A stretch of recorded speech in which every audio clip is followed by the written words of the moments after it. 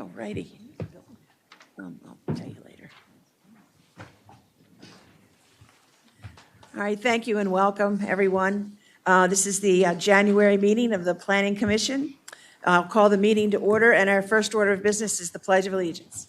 Everybody stand, please. Remove your hats. Pledge allegiance to the flag of the United States of America and to the republic for which it stands, one nation, under God, indivisible, with liberty and justice for all.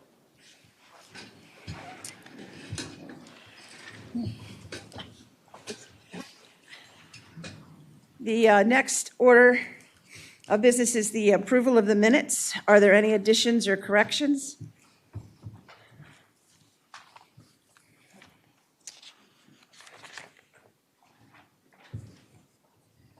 All right. Seeing none, do I hear a motion to approve the minutes? I'll motion. Is there a second? I'll second. It's been moved and seconded. We approve the minutes of the October meeting. No, the November meeting. All those in favor say aye. Aye. Aye. Those opposed? Okay, motion carries. Minutes are approved.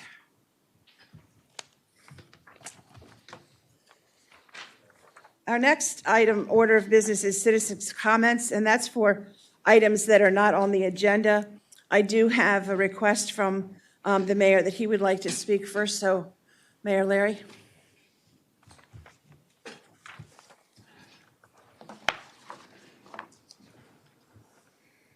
Thank you, Roxanne. I ask for your forgiveness. I did not realize I was dressed like I was in Garanimals this morning. Anyway, good evening. Larry Husher. I'm the mayor of Mount Airy. I'm very humble in my position as a small-town mayor. This isn't Chicago, thank goodness. It's not Orlando, Ocean City. It's not even Frederick. But I'm here to represent all of you, the citizens, the property owners, the Planning Commission, and the staff. I asked to take a few minutes up here to remind us of who we are. In truth, I'm also here to let a developer know who we are. We are a town and a community. We are neighbors. No one hides in Mount Airy. We all see each other at Walmart and Lorienzo's. Our passion is high because we are indeed close to each other. We routinely pay forward in the Starbucks line, and Lord knows, we do not hold our tongues. We are not a cookie-cutter town. Our history is rich, our compassion is great, and our volunteerism is unmatched. As I look at the Planning Commission and around this room, I see several residents who have fascinating careers and life stories. I look at the Planning Commission and I see citizen volunteers who do not get paid a dime, but have to evaluate what is brought before them. The Planning Commission is not selling anything to anyone. They are evaluating what is brought before them and judging it based on their own life experiences, but staying within the confines of the Maryland Land Use Article and the Town Code. I look in the audience and I see friends. I have probably spoken to about 90% of you because I ran for mayor twice. I feel your passion. I feel your anxiety. I even feel your resentment that a large development project showed up in the middle of everything else you had to deal with in your life. Inflation, children, grandchildren, your jobs, illnesses. I get it. In 2004 and 2005, I was sitting in the audience feeling the same sentiments you are today over an annexation issue back then. What I ask of you is to remember, as I had to back then, the PC, the Planning Commission, is not anyone's adversary. They are a safety net. They are appointed by me as mayor, and they are approved by the council. They are members of the community. They are doing their best that they can with the hand that they are dealt. They took an oath, as I did as well, and so did the council. And that oath was to support the Constitution, the laws of Maryland, and the laws of this town. On Thursday, January 19th, I moderated the evening. I did so for a reason. I wanted to make sure nobody got cut off. I wanted you all to say what you had to say. Very seldom did I ask anyone to even wrap it up. We are all aware that no one stood at the podium and embraced this plan as it exists. But I have to tell you something as mayor, because I represent everyone in this room and those who cannot attend tonight. I've seen emails from people who feel there is something to work with in this plan. And I've had conversations with people who feel we should proceed in some manner toward the development of this property, in some manner. Some of them are most likely in this room, and I even see a few of them, but they will probably not come up to this podium to speak. And I take that as a personal regret, because citizens feel too intimidated to come up here with their opinion. Everyone deserves a chance to speak freely. I'll wrap this up by saying, remember who we are, and when you stand at the podium, be respectful of the time. This is a planning commission meeting. The chairman is in charge this evening, and I'm going to be returning to the stadium seats. The goal of this evening is to determine the next step. There's only two ways for this to go, another charrette or onto a public hearing. Please speak to that subject if you plan on coming up here. I am asking you to help the Planning Commission and the developer get to the next step. I've heard good comments outside this meeting, outside any of these meetings, along those lines for the last month. But the developer and the Planning Commission need to hear them too, and they're here to listen. I'd ask you as citizens to consider an analogy, putting your spoon in the chili. No one in this room is a bad person, and I'm asking you to speak to something that helps us go forward, and I'll get us kicked off. My constructive comments to the Planning Commission and to the developer are, a lot of people in this room were not involved in the downtown vision plan. So when they see that, that's something that they didn't buy into. It's new to them, okay? I know it's been on the town's website and everything, but many people were not involved in that. The second thing is that downtown vision plan did not cover the east side of State Highway 27, okay? It only involved the west side. So that's a couple things that I've noticed that might give y'all something to work with. Thank you for your time this evening. It's a great town. I appreciate everybody coming out and being involved, and we'll get through this. Thank you. Thank you.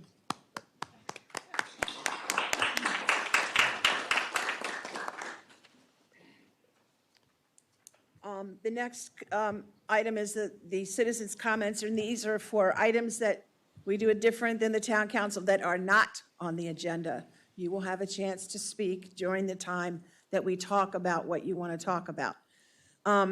So how many people are speaking? Okay. Go ahead, Mr. Fry. All right. So first of all, I'm sorry, I'll give you, how many were there? Raise your hands again. I'll give you 3 minutes. do my best. I can pass these down and I'll start talking. He's going to do it. John, are you going to time? I can time it, sure. Yes, please. All right, Gary Fry, town adjacent. So I wanted to clear up a misconception that has come up a couple months ago in a planning commission meeting. On that map is the town zoning. Purple is industrial, yellow in the different shades is residential. There are several areas throughout the town that have town property, industrial against residential. And there's is the way I think of it, there's a 50-foot buffer. So you could be, if you had a 50-foot setback, you could be standing on your front porch at the street. You're looking at a 10-foot chain link fence with a piece of plastic. And the other side is an industrial lot. So that's backup alarms at all hours of the day. And so in conversation with the NPCC, even the MXU, there's discussion about updating the town code. The industrial against residential needs to be addressed because there's nothing that says there could be a 2,000-gallon fuel tank right inside that chain link fence. It's just, there's nothing in there. And I'm only talking about the town property. There's property outside of town that's residential that's up against industrial. And like I said, 10-foot chain link fence. So I realize you're dealt the hand, as Larry just said, so I'm looking to Carl, Mr. Demoter, Ms. Galletti, the other council members. You guys asked for this board to be up here. They've asked to meet with you to go through these and create transitions between commercial and residential. So I charge you all to take that on, please. Thank you.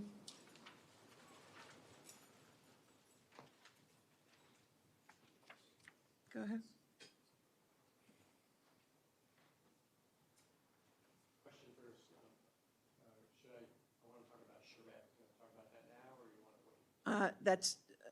That's on the agenda, so you'll have to wait. Thank you. I appreciate you asking. Next person.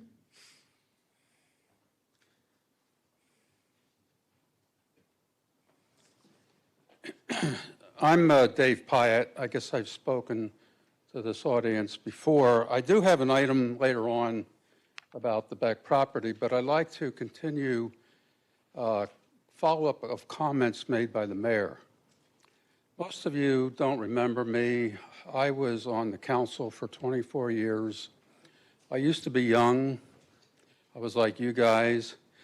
I served 16 years as liaison to the Parks and Recreation Committee, and then the rest of my tenure, I was on the Planning Commission as council liaison. But what most of you don't know is that early in my tenure as Parks and Recreation, I was the director of parks. We had a different structure, but I actually supervised the town staff. Briefly, I was the zoning administrator and a voting member of the Planning Commission, and I continued to be a voting member of the Planning Commission until I left office in 2012. So I was fully certified, if you will, with the state training and everything else. I was a professional engineer, and I think that kind of enriched what I experienced and what I was able to accomplish. But what I would like to point out that in all my time, I have never seen a project with such a wide gulf and total diversity of what the project should be. I went through, we typically had 1,000 houses in the pipeline back in the 90s. But it was R2 zoning, everything was cut and dry. So when I left in 2012, I thought, well, okay, I'm, pretty prepared. I didn't follow the development of the mixed-use zoning. I talked with some members of the Planning Commission. Bill Butts isn't here, but we took walks together quite regularly, and we talked about the development of it. And Leslie, I had a few conversations with. But when I fully came to terms with what happened. 30 seconds remaining. Okay. I'd never had a whistle when I was in my job. I want you to know that. I'm just letting you know. You have 3 Okay. minutes. You're going to cut me off. Huh? I have never seen such a wide gulf in how spread we are over this development. Some people want no houses. Some people want maybe, like Carl's proposal, 350 houses. And then we have 600. It's such a wide gulf. It's so changing to the town. I mean, I lived through this. I moved here in 1977. I've never seen anything with such a profound effect on the town. It's just scary. And everybody sits here like, oh, gee whiz, what I mean, that's, somehow we have to get our hands around this. And like Larry says, there are a lot of people that want this, but what do they want? Not 600 houses. Okay. Thank you.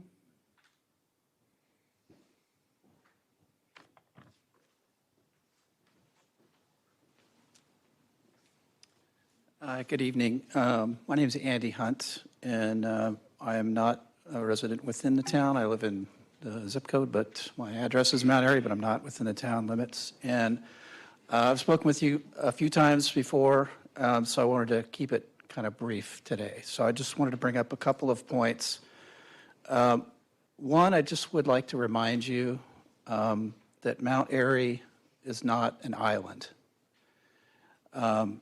There's a boundary around the town, but this is not a sovereign nation. This is not an island. And the decisions that are made both at the council and the planning commission have an impact far beyond the town boundaries. And I would ask you to take that seriously, especially for those of us who live outside. We can't vote for people. We have the opportunity to speak. I've spoken with my neighbors who live outside of town.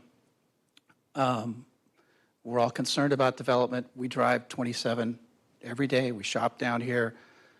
So I'd just like you to keep in mind that everything you do has an impact beyond the town limits, and that while you're accountable to the mayor and the electorate voters of the town, your impact is much broader. And I would ask you to think about people who can't vote in town but are impacted.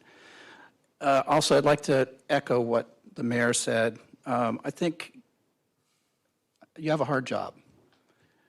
And I think that your job should primarily be, you're the last line of defense for this town and for this region when it comes to developers who see an open plot of land and the opportunity to make a profit. That's their motive, is to make a profit, not to benefit the town. You're the last line of defense. You can rubber stamp it, you can listen to their paid experts, take everything they say, or you can seriously scrutinize what they say, realizing that they're trying to sell you something. They're trying to sell us something. They're trying to sell the town something. So if you look in this audience, ask yourselves, how many people here are paid to be here? It's their job to be here. If they weren't paid, they wouldn't be here because they're representing an interest with financial benefit. They're not here. I'm not paid to be here. You're volunteers. I'm a town, interested in the town. I'm a Mount Airy resident, and I spent a lot of time as a representative of CAMO researching. I'm retired from the U.S. Public Health Service. I spend a lot of time. I've learned a whole lot about a lot of things that I never learned about before, and I thought that it was important for me to remind you that this is not an island. One last thing. Regard to property owners and the town. In the words of Spock, the needs of the many outweigh the needs of the few. Thank you. Thank you. Is there anyone else who wants to speak? Okay, we'll close the citizens' comments this time. Our next item on the agenda is the Carroll and Frederick County Planner. I'll ask Hannah, our Carroll County Planner, to come up first.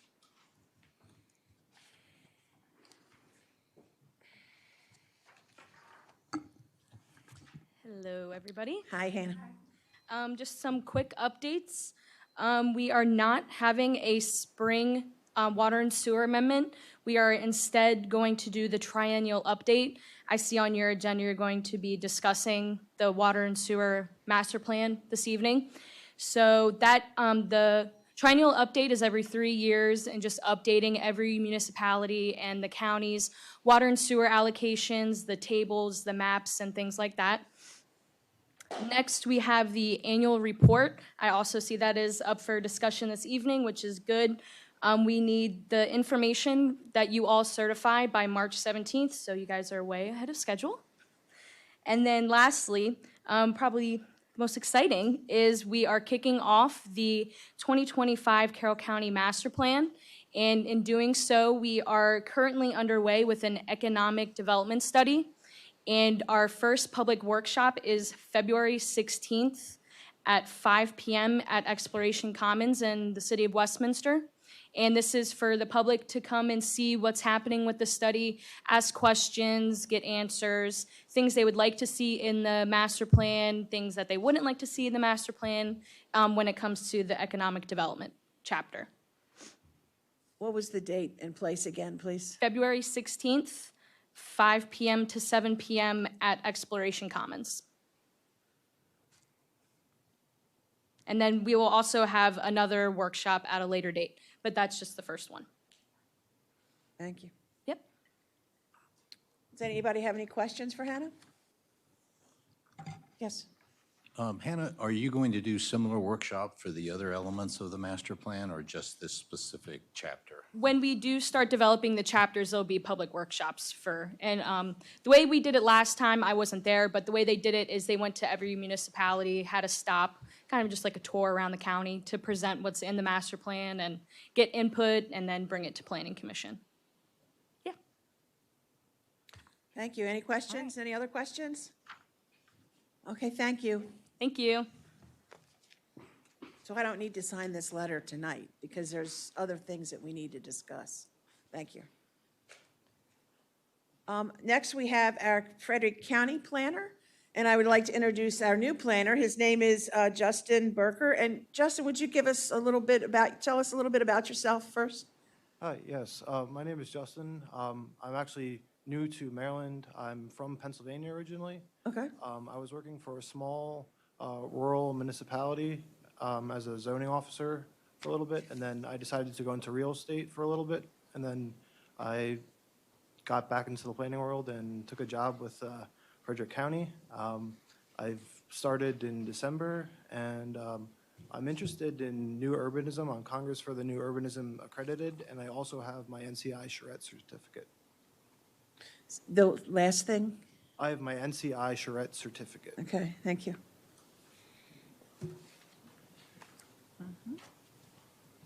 Okay, so what do we have there in Frederick? Oh, there's really not much going on. I don't really have anything to report that's going to affect the town of Mount Airy at the moment. I don't know that there are any people here. Some of our citizens have a question about, is it the Rigler property? The Rigler property that is now in Frederick County, and when they would like to have some kind of a status and update on that. And I think they'd like to hear it from you instead of just going to the Frederick County website. We hope that you're here the last Monday of every month so we can get a good update of everything and keep us informed of what's going on. Okay. Any questions? I have one. So there's a lot of questions about Newmarket and some things that are being developed up the road from us. If you could bring any status reports or updates to us to report, that'd be great. It's trial by fire. Well, it's something that I'm used to. Okay. Just one question for him. Madam Chair, more about, what is new urbanism? I don't think I've ever heard of that. So, new urbanism, it's a Justin, synonym can you for, talk towards the mic? Sorry. Thank you. Just so people can hear you. Is the little green light on? Yep, can you hear me Okay. now? There you go, Sorry. yeah. New urbanism, it's a synonym for traditional town development. They're the organization who really brought a revitalization to traditional towns. Seaside, Florida is kind of the model that they originated in and brought into the idea of regulating not by Euclidean use, but using form-based codes and caring more about the design and creating an urban walkable fabric, and not necessarily urban, but it's been applied from hamlets to downtown cores. So it's based on the process of buildings thrive in certain environments compared to how rural or to how urban they are. I just never heard of that, so it's one of those, like to learn. Thank you. Thank you. Any other questions at this time? Yes, sir. Yeah. Mm-hmm. I know, he's Good to meet you, Justin. So you mentioned form-based code. Now, I read a little bit about that, but could you inform everybody about what form-based codes are? Mr. Dometer might be interested in this, and Mr. Munder. Yeah, form-based codes are a way to create walkable environments. They can be, they really regulate how the form of the building is designed from the opposite of Euclidean zoning has setbacks. These have build to lines, so no building can be further set back than what the build line is set to. So you create a street fabric with a walkable framework by having buildings so close to the sidewalk or so many X feet from it. They also regulate, you can get into very detailed architectural standards with them as well, but they are really based on how the building is versus the use standards that Euclidean zones have. So they're a little bit more predictable in getting your desired outcome versus Euclidean zones. Okay, thank you. We hope to see you in February.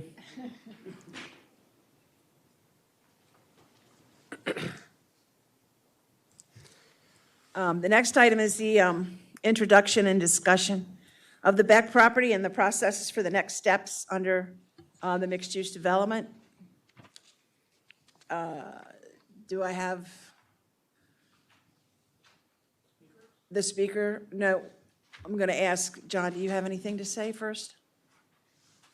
Well, no, really, it's just really up to the planning commission what the next step is. Basically, there's two options you have. It's either providing a charrette environment again, similar to what we had, or one with round tables and having that open discussion between the consultant, the town, and the citizens. Or it goes to a public hearing, which would be the next item within the code that could go to after the charrette that we just had. And there would not be a vote at that public hearing. It's just a public hearing for everyone, right? That's correct. All righty. Is the developer here or the representative?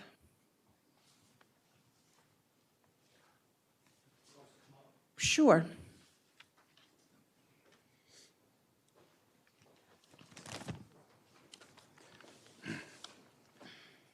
We'll be three here, but Ron Thompson, Van Mar Associates, the engineer for the project. We would like you to move forward in the public hearing. When the town council voted 4 or 5 months ago, whatever it was, when Pleasance Development came on as the developer for the project and along with Design Collective, they asked that it go back to the pre-concept sketch plan charrette process so that the developer could present the concept as well as their qualifications and what they had done.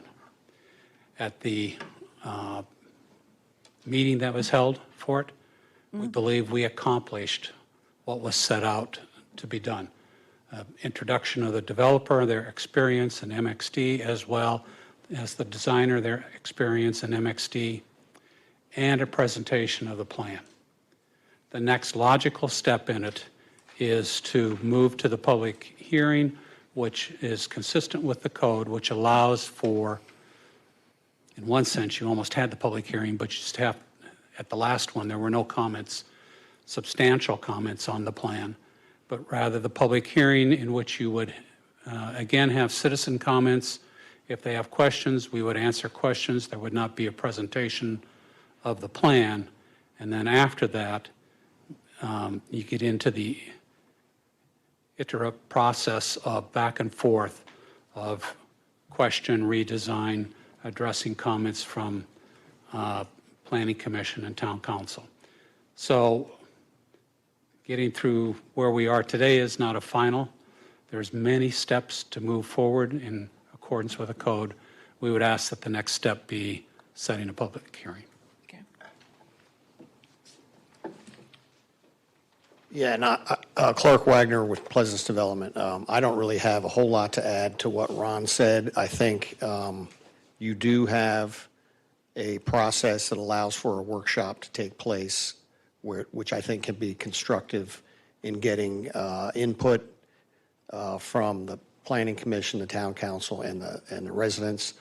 I think trying to do that before we go to public hearing is something that's askew from the process in the MXD zone.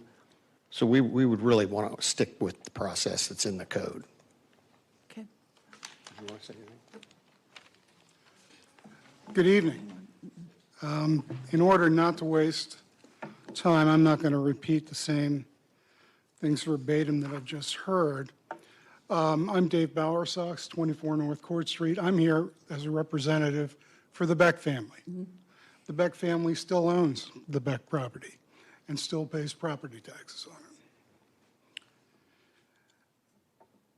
The code, Chapter 98, Section 61, contains a very, very well-developed process for you to move forward. We're still in the first step, and getting through that first step is laid out early on in the procedure, approval process part. You've had a charrette. The next step is a separate public hearing at which members of the public shall be permitted to review the pre-concept sketch layout plan and make public comment. We'd like you to move forward with the public hearing. Whether it was a charrette on the 19th or other public forums, and I'm just going to be blunt, as far as participation by the bulk of the public, it's been pretty much the same thing. I don't know what there is new to learn about what a segment of the public doesn't like about you moving forward with development. I also want to welcome Justin, and you made comments about form-based codes, which seemed to strike an interest in the room. In your experience, the form-based codes utilize pattern books for layouts of neighborhoods and architecture? Yeah.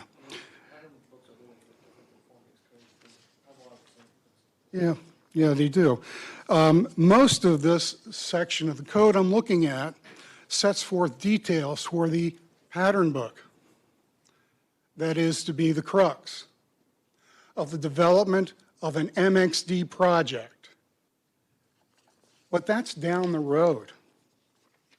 Because after the charrette, we now go to a public hearing. Then there's a public joint workshop between yourselves and the council, at which the public is invited to attend and provide some input. So then it goes on, you discuss the sketch layout plan. After the completion of it, it moves forward to the council for approval. Then there's a submission of a pattern book and another set of plans to refine things even further. And there's 2 full pages of this 5 pages of ordinance that I have that sets forth what goes in those pattern books. That's where the business of what we're talking about is going to get done. If we continue to just delay and stall this for more charrettes or whatever we call them, you're never going to get to the meat of what this is all about. So your code, I think it may be a good idea for anyone interested in this to actually take a look at the process and see what the process actually entails and the various levels for multiple engagements between the commission and the council and the public and the developer and hopefully the property owner. So we're asking you basically, please follow the procedure you've set forth. The Becks will continue to play by the rules. And all we ask for is the same level playing field that you tell us we're supposed to be on. Thank you. Thank you.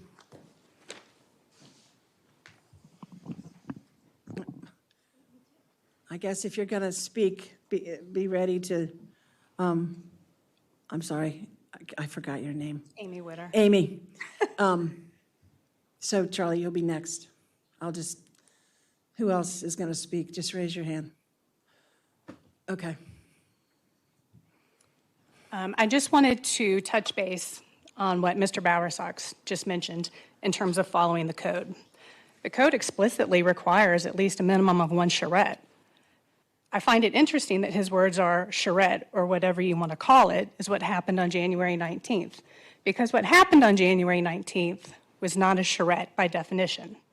So if we're going to follow the code, which I know many of you up on the Planning Commission have stated several times that we have to follow a process, we're going to do it by the book, we're going to do it by the code, then do a charrette the right way. I think it's insulting that Mr. Bowersox indicated that call it a charrette or whatever, because you know what, there's value in doing things the right way. You have a gentleman, Mr. Justin, tell me your last name again? Berger, who's with the NCI, National Charrette Institute. Ask him, was he at the January 19th meeting? Ask him, does the January 19th meeting play out in the form of a charrette? I'm sure he could tell you that the answer would be no. Please do things the correct way. I understand the developer's needs and wants. I understand the property owner's needs and wants. But this is about what's doing right by the town and following things the right way. Thank you. Mm-hmm. Charlie?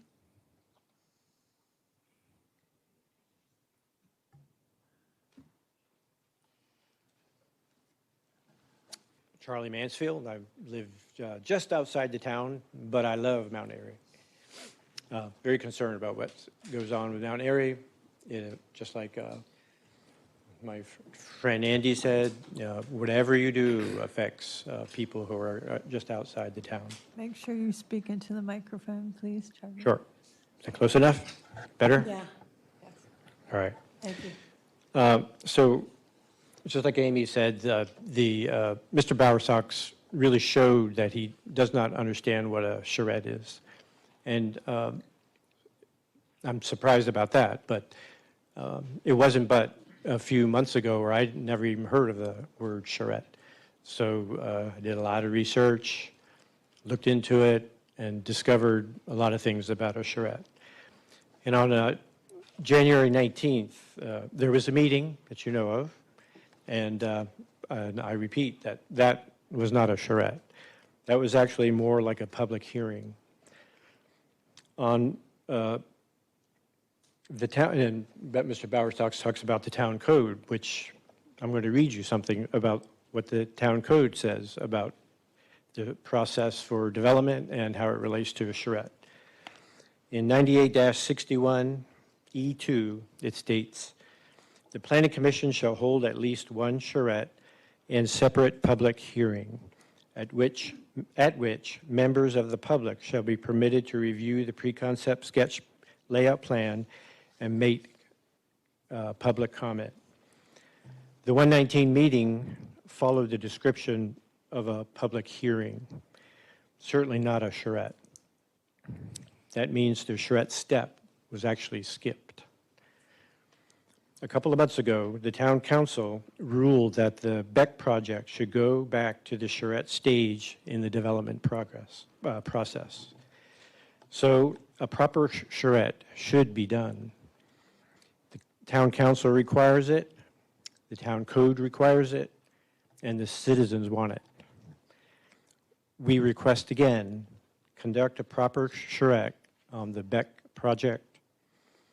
No excuses. Get it done.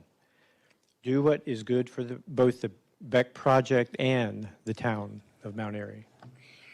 Thank you very much. Nicole? Nicole Moon. I live 405 Windy Knoll in town. They probably spoke it better than I am going to speak it as well, that the meeting on January 19th was not a NCI charrette of what is considered a charrette. To me, it was more like we had a couple minutes to maybe talk with the developer, 30 minutes to view the plan, and then the developer gave us their big pitch, and then we had time to air our grievances.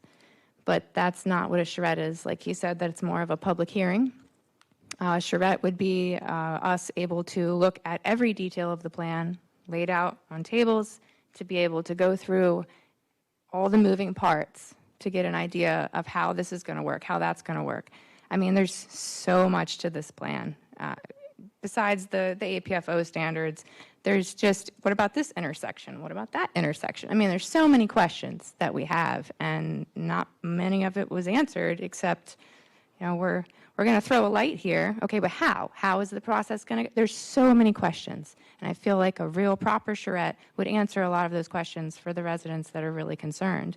And to just go and have a public hearing, you're just going to hear the same grievances from the townspeople that don't have their questions really truly answered and don't agree with the plan the way that it's written. So I urge you to please do a proper charrette according to the code so that we can have our questions answered and hopefully get a little bit more of a sense of what this whole project is going to entail. It is the largest project to change the face of Mount Airy.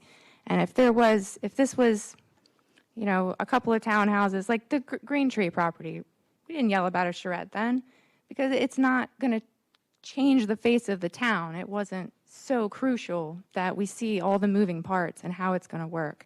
So this project is massive, and I think that you know, Mr. Bowersox said we needed to follow the code. So I think we should follow the code, have a proper charrette, and then have a public hearing. And hopefully a lot of questions will be answered, and we'll get a lot more out of the public hearing because our questions were answered at a proper charrette.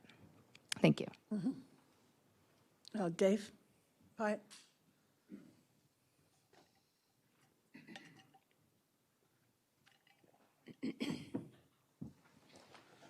I'm sort of pinch hitting on this one, but I am a senior. There was some comments made, I think Leslie in particular, about senior housing at the charrette.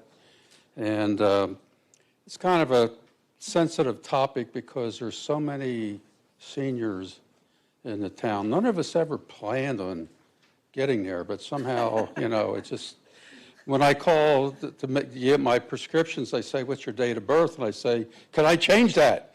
And the answer is always no. But a lot of people in town, Wildwood, and there is a senior committee, I think the mayor is chairing it. So my understanding is that you can show preference to some extent on senior housing with some juggling. You know, it may take some manipulation.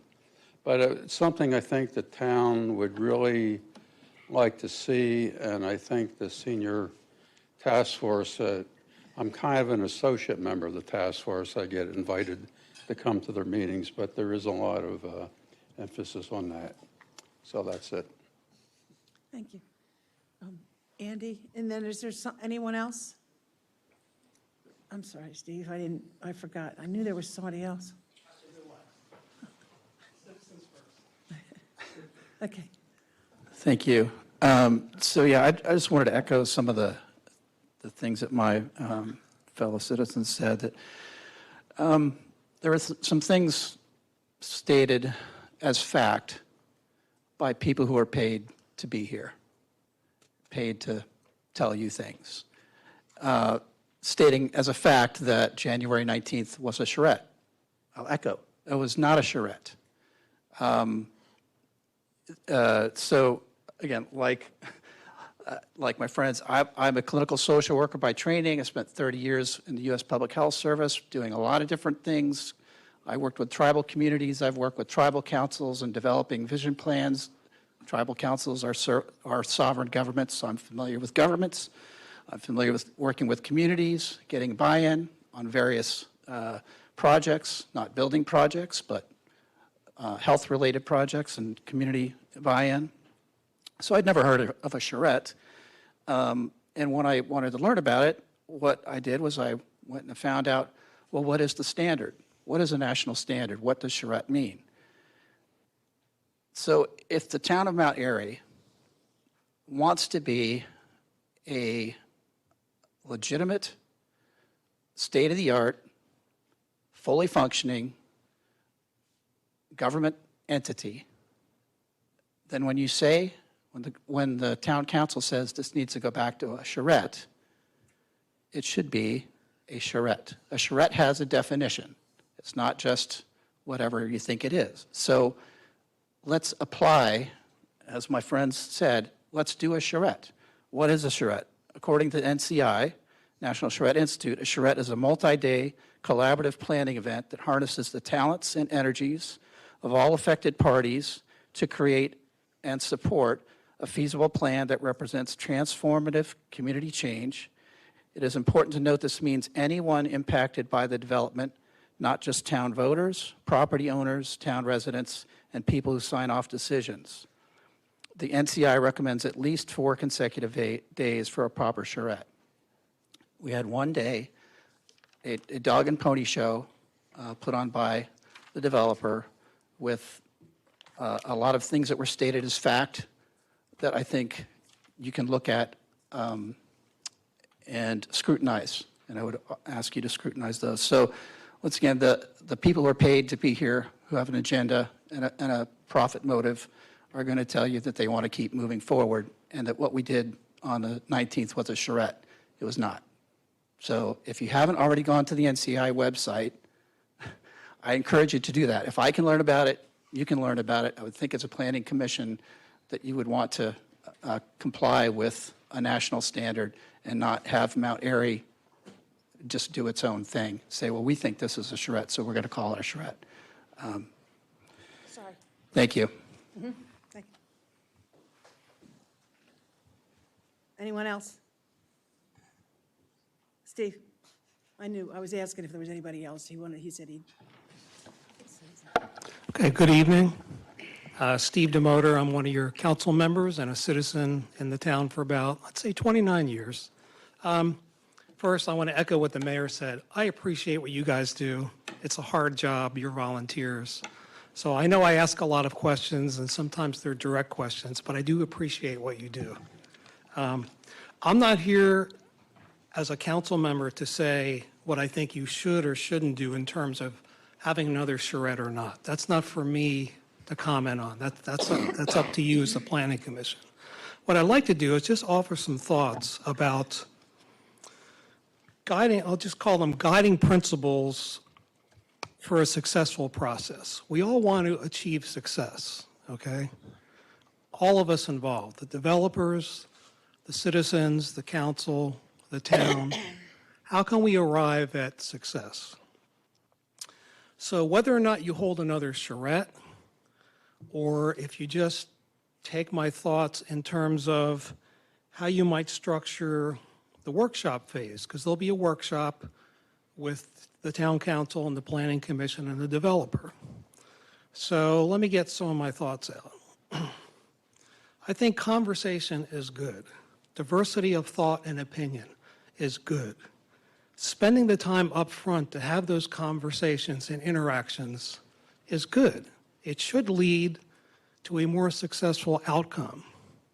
I think right now the way we've conducted our charrettes and the workshop with the council, it's almost like we're sending Morse code to each other. Okay, like I watched the Hunt for Red October movie the other night where the 2 periscopes go up between the Russian submarine and the American submarine, and they're talking back and forth in Morse code, but they're not having a conversation. And I feel like sometimes the way we have these structured, it's just talking back and forth to each other and not a conversation. So whether or not you do another charrette or you just go to the public hearing and then have a workshop, think about how you want to structure those.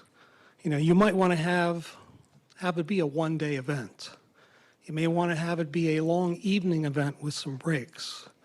You may want to break into tables where each table talks about a different topic. For example, obviously one of the big questions is, what do we want in terms of a physical design of the development? Number of homes, where they're located, how they're located. We also want to have a conversation about adequate public facilities. So I'm pleased that the developer has done this on their own, and I know the town is pursuing this screening assessment of adequate public facilities. For example, what we could do as part of the, whatever the session is, you could have certain tables just talk about adequacy of public facilities issues. Or you could just have different topics, and each part of the workshop or the charrette talks about that topic.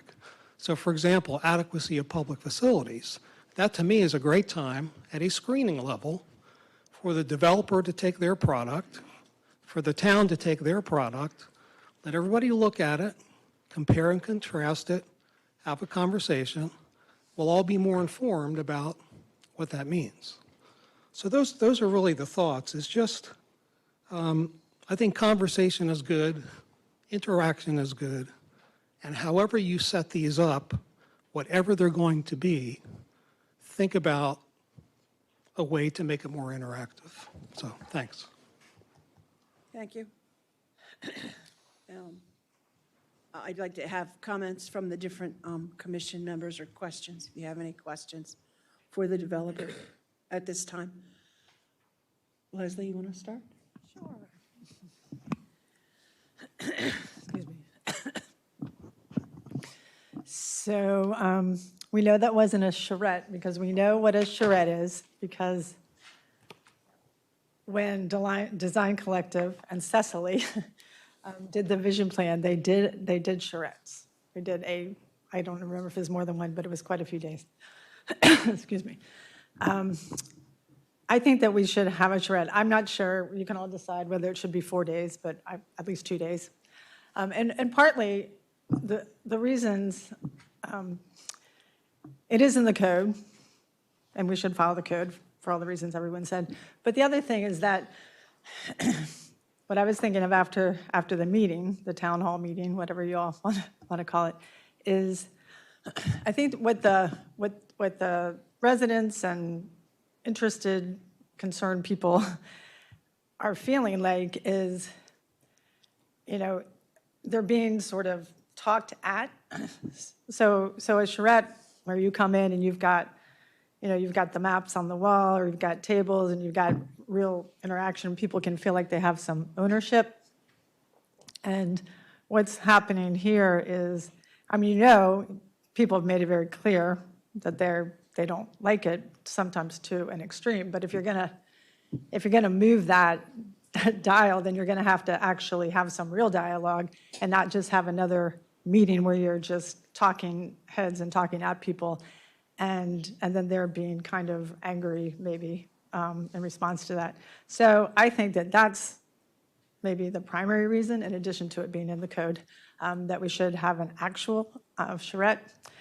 Because and as we've heard before, and the Kaz brothers certainly did it, and other developers, you come in with all this really, really dense stuff, and it's going to be picked off, right? So why not let the people, the residents, the community have more input into how that's actually going to be reduced, and maybe get people a little bit more on board and less angry at the whole process, or maybe lack of some process. And so I vote for a charrette.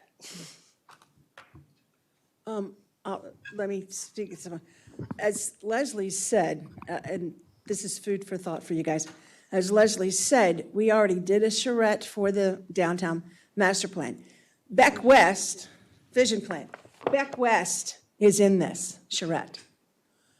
That portion of the property has already been through a charrette. Now Beck East has not. Would that be a consideration? I would ask the developer, would you consider doing a charrette for just the west side? East side, I'm sorry. They don't get to decide. Yeah, they do. I want to know what he says.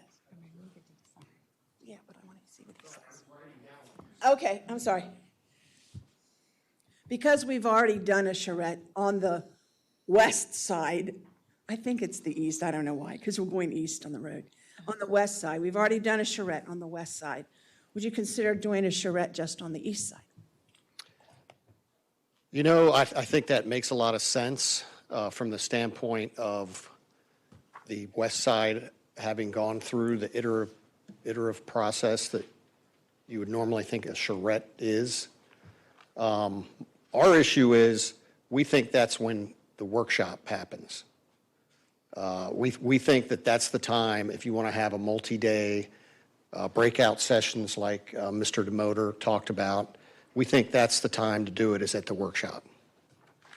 The charrette's not defined in the code.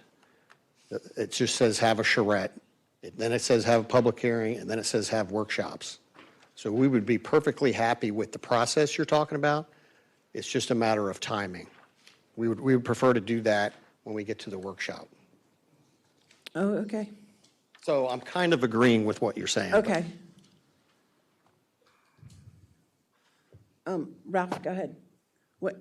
Yeah, Madam Chair, I just, again, in reading the code, which guides us all here, as stated by the mayor and the chairwoman, it states in the paragraph with regard to the process that after the completion of the charrettes, and it's parent S, as in plural, implying more than one possible charrette, and public hearing, again, parens S, more than one public hearing, the Town Council and the Planning Commission shall hold a public joint workshop with the applicant to discuss the pre-concept sketch layout plan, public comment, and here's the key, and potential modifications thereto.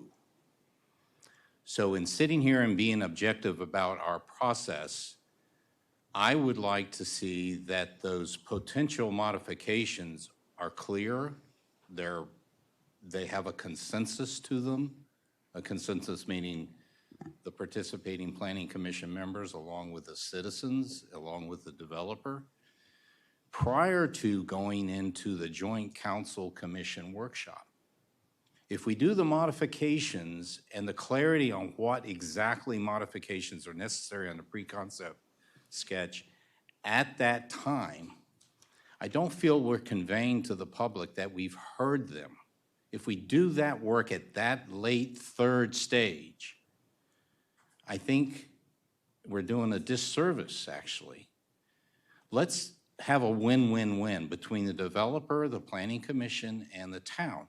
Let's put the energy up front in groups that can analyze the pre-concept plan along the 4 areas that the code calls out that are required in the submission of a pre-concept plan. The areas are residential and commercial density and locations, general locations of roads, including road improvements and new roads and parking, stormwater management in open space, and lastly, water and sewer allocations. All 4 of these are spelled out in our code as necessary submissions in a pre-concept plan. So we have the sketch. We need to get into a focused area on those 4 areas, have a conversation as to what would be good for the town in making modifications, and then we can move forward to the public hearing and then subsequently to the Joint Council Planning Commission workshop with some concrete information for that joint workshop to work with. Let's don't put the beginning of modifications at the joint workshop. Let's put that energy up front with a collaborative stakeholder group. Now, I don't know if what I'm proposing conforms to NCI. I was kind of looking, Justin, for you to nod your head vigorously, but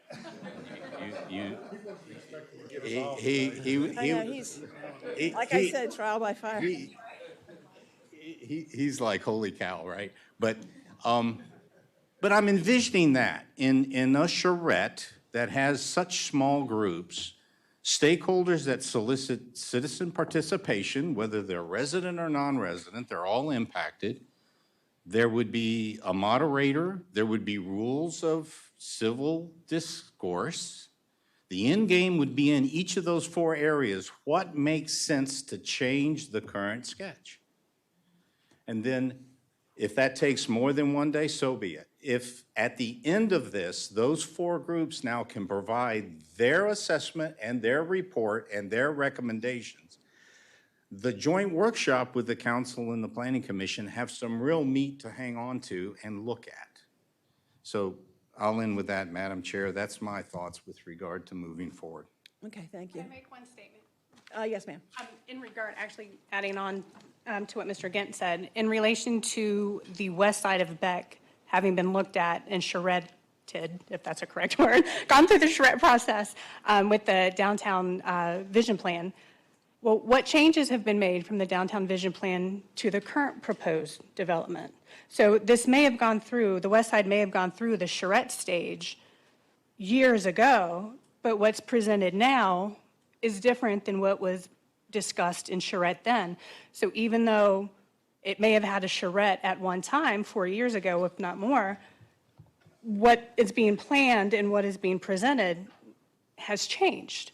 So it's almost starting over again, or at least that would be my interpretation.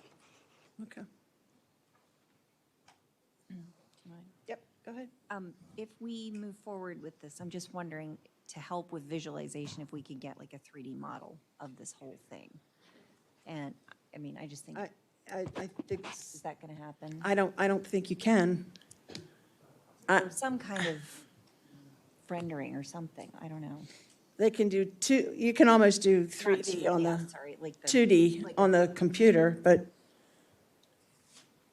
we can't get like an architectural model or something that would kind of show on a table how things would look. you need to speak right up to the microphone. I think that would be difficult because there isn't an architectural design done yet. That's part of the pattern book. So, you know, we've talked about that they're going to be probably 2-story type commercial buildings. Townhomes could be 2 to 3 stories, apartment 3 to 4 stories in that. In listening to some of the discussion here, you know, in one sense, it's almost of a, trying to almost combine a public hearing charrette into the next process. What struck us is that in the charrette, you had the plans up on a wall, which most of the public could or could not see. They saw some of it in there. There's a comment, sorry, that it'd be nice to sit around a table, look at it, and raise my question and have you answer the questions. And maybe the next step in a quasi-public hearing charrette, whether it is 1 day or 2 days type of thing, is to have a series of tables with a whole bunch of plans sitting around that people can look at in detail and raise their hand and ask questions of the design team and provide, and be provided with why. Was it done that way? So that there's a better understanding of, from a developer who has done MXD before, from a designer, design collective, who has successfully done MXD developments before, to discuss that, to discuss why on the west side we're basically mirroring the vision plan. But until you, as was pointed out, can sit around a table and look at a larger plan, difficult to envision or understand or provide comments back on. So maybe that next step, I know nobody likes to call it, but really you're taking public input at that point, getting back to Ralph's comment. If you have it around the table, and rather than the workout groups, because so that everybody in the town can have an understanding, you can have a segment on the overall development and how it looks, why it was planned, certain housing units planned this way, why, ask the questions, people looking at the maps, or the plans, not the maps, but the plans, and the design team providing that. At some point, you can move on to the next stage of that, which was streets and roads. What's being done? What is it? How is it looking? Why was it done that? What are you doing to mitigate any things for that? Then a third part of that could be talking about what the potential of stormwater management would be for it. There isn't a definitive design yet, because you've all seen the holes up in Green Tree. That's what we have to go through. If we ever get past when we get past the pre-concept sketch plan and into concept design and detailed stormwater management. But we could talk about what we're planning to do on that. And then the final is talking about so that the public can have a better understanding of water and sewer, how the allocations occur on that. Now that isn't a whole, I'm hesitant to say a whole bunch of little breakout groups because nobody gets the full picture. And rather having segments that people can look at on a table, whether it's a 2-day, 2-afternoon, night type process. I mean, you have to have, you can maybe have some in the afternoon, but you got to have the night because people do work, try to earn a living, so you have to, but that may be, I'm throwing out as potentially the next step. I mean, I understand people could walk in, they saw the boards in the back, got a couple, but they couldn't stare at them and get a real understanding and hear from the development team why and get that interaction going back and forth. So. Thank you. Yes, Clark. And then you, Charlie, okay? Okay.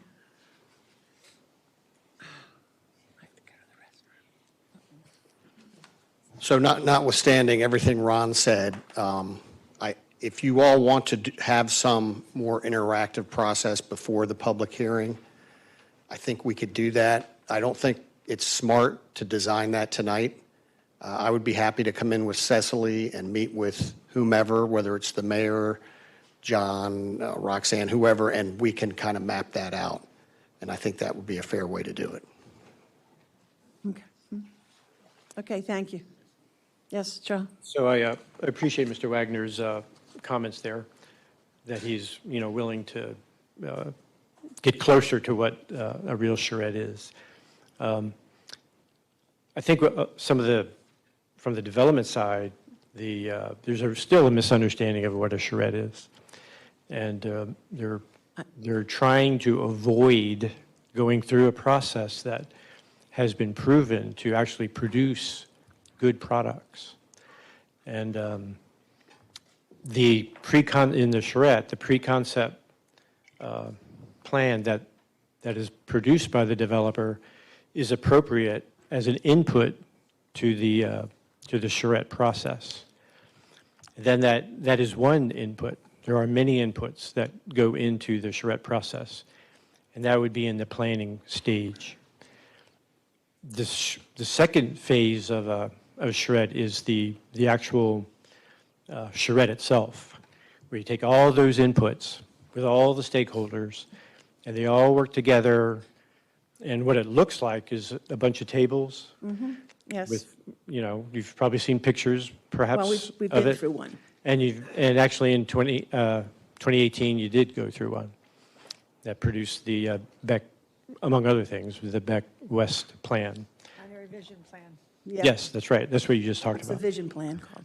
Now, the Beck West plan was not implemented, and years have gone by. It's a different pre-concept plan than what it was in 2018. And I think there's some fear that going through the charrette process somehow is going to destroy what the developers want. But they really should have no fear, because the output of the actual charrette is a new product. It's a new pre-concept plan that everybody agrees with. And then the rest of the town code, like you were, Ralph, you were reading, will regulate the remaining parts of the development process. But like I've said before, the charrette is the beginning of the process. Everybody knows that is it's part of the planning process. And it has been shown that the most time for successful developments to be successful is is spent in the planning phase. Good planning produces good products. Poor planning produces bad products. It's predictable. And PMP training shows that. So I say again, I encourage you to do the hard thing. It is a hard thing, and may be costly too. But in the end, it produces a good product, and it, in the end, actually is more economical. Thank you. Brian? Can I let these two go, and then, Brian, do you have anything to say? No, I don't have anything to say. I think Commissioner Gentz kind of spoke in everything for me. Okay. I appreciate that. I also think that Mr. Wagner is come to the table and he wants to work with the town and its citizens to develop a plan that works for everybody. And I'm happy with that too. Okay. That's what I want to see. I want to see all of the public have their comments included in what the town will look like from here on out. And I appreciate everyone for sharing themselves. I would only add that if you're going to be part of the process, that we are all part of it, and that we're not saying no, no, no, and get out. You know, like we're all part of creating it together, and we're all in the same team. So the charrette process is something I'm for. Steve? I would also have to echo Mr. Gantz's comments. I agree with most of everything he said. And I just want to say to the citizens, we do hear you. We hear everything you're saying. But again, that last meeting, I don't think we got much constructive input out of that.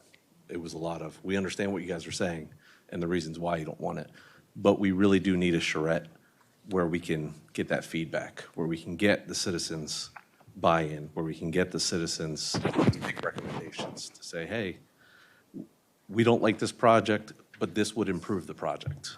And I think that's what we really need. And I know Mr. Wagner and Mr. Thompson are kind of agreeing that, you know, we could come to a table and do something. But I do think we need to have that interaction, not just a presentation that this is what we're doing and why, but you need to have that input from the citizens, and we need to hear it as well. We understand the streets are going this way, but hey, what if they went this way? Or hey, what if we did this with the houses or moved this here? And I think that's what we really need to hear, because it would be good for both sides to get some of those issues ironed out, to have the small table discussions before we move on to the next process. Nicole? I won't take up too much more of your time. Sounds like most of us are in agreement. The one thing I just wanted to mention, what Mr. Thompson was saying about kind of having it included in the public hearing, I think that is a terrible idea, because the one thing that the charrette could really do for the town people and the citizens is give them a chance to go home and digest. And if you have the public hearing at the same time, you're going to have anger, you're going to have people that don't have a chance to sleep on it and to digest it and say, you know what, maybe that would work. And so I would suggest having that space, that time in between the proper charrette and the actual public hearing. And also, you know, just to be able to verify things. And, you know, when I went home from the meeting the other night, I, you know, kind of looked up my own information and tried to do a little of my own research, and that was beneficial to me to see what I think might work and what definitely won't work. So, thank you. So, just one brief thing. I have this chart. I'm going to pass it around for you to look at. And this is kind of illustrates what Nicole was just saying. It's an iterative process from day to day. There's inputs, there's reviews, there's public hearing within the charrette process itself. So just take a look at that and see if it's helpful. Go ahead, Carl. All right. Thank you, Madam Chair. I'll keep it short because a lot of the things that I was going to say have been said by the fellow commissioners and by the public and by the developer and his representatives. I'd just like to clarify that I believe when we did vote a couple months ago to send it back to square one. It was in the hopes of having a true charrette-type meeting. Because when we did pass the code several years ago, the commissioners there that were there, I believe, had the same thought as the type of meeting that we held for the downtown vision plan, where there was true interaction between the public, developers, design. And I'm kind of seeing the benefit tonight of when people can get together, talk about it, and think about it. And we've got an offer from the citizens to be respectful, listen, have the ability to go back and digest. The developer has come back forth and said, we're willing to set up a forum and work with the town and get that. So we are making progress on it. And as Mr. Wagner said, there is no definition of charrette in the code. And I've always been taught or explained to that if there's no definition, we should use the most common accepted definition, which is, I believe, the what is it? National charrette. NCI. Yeah, the NCI definition of it. So I don't really have a vote, but I believe the council was hopefully anticipating we go back to the true type charrette process for that. And at the end of the day, if it's the true process, we should get a better plan and move forward with that. So that's all, Madam Chair. Thank you. Mhm. Anyone else have any discussion, thoughts?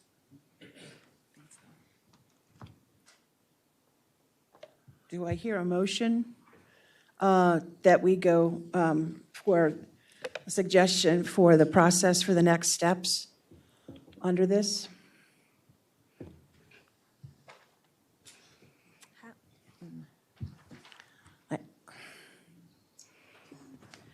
I move that for the Beck property pre-concept plan, we have a charrette as defined by the National Charrette Institute. Is there a second? I'll second that. It's been moved and seconded that we have a charrette. Is there any further discussion by the Planning Commission?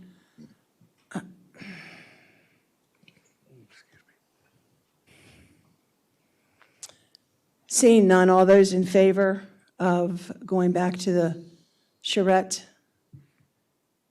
signify by saying aye. Aye. Those opposed? I'm going to say no. The only reason I'm saying no is I think we can get this done in 2 days as opposed to 4 days. I understand, but the commission's spoken, so we'll go back to the charrette. John? You want to take a vote on the 2 days to 4 days again? Or Yeah, I we'll think- just I go think- with 4 days? I would, the 2 days? Well, we just voted, she said the full charrette. That's what you voted on. Okay. I think we need it to be defined, so however you want to, so that's why it shows the official definition. But someone could have amended my motion. You can ask her to amend it. Can you amend your motion? Well, I think that we need information, though, about how that would actually work.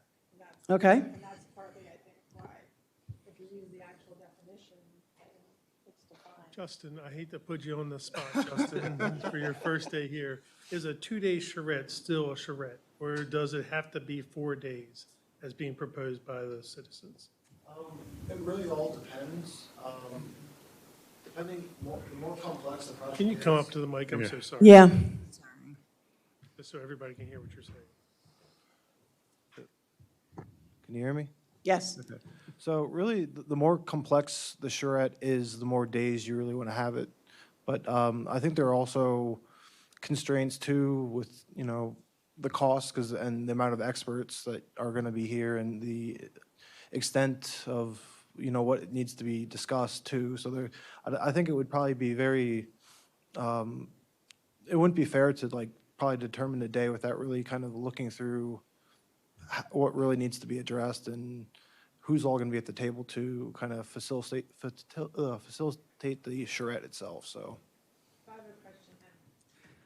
So if we say, as we just voted, that we would have a charrette as defined by NCI, that could be a 2-day or a 3-day or a 4-day.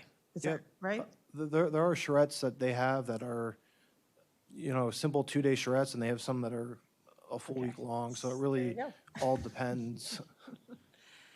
So we could amend it to say, to be determined the number of days, because there was some discussion earlier about meeting with the mayor and Roxanne. That's, something about, yes, we'll do the charrette process, the number of days to be determined, but we will have at least 2 days. I mean, I didn't say how many days, so I don't think we don't really have to amend it, though. Do we need to then, do you think, Tom? Sorry, I just said as defined by NCI, I didn't say how many days. So I have not committed to memory what the NCI says Oh. about the number of days, but Yeah, supposing it it doesn't. That's what we just asked say, Justin. Supposing that's correct, then I don't think you have to amend your Okay. motion. It's to be determined. Chair, if I can, and hopefully I'm going to conform to what a charrette is.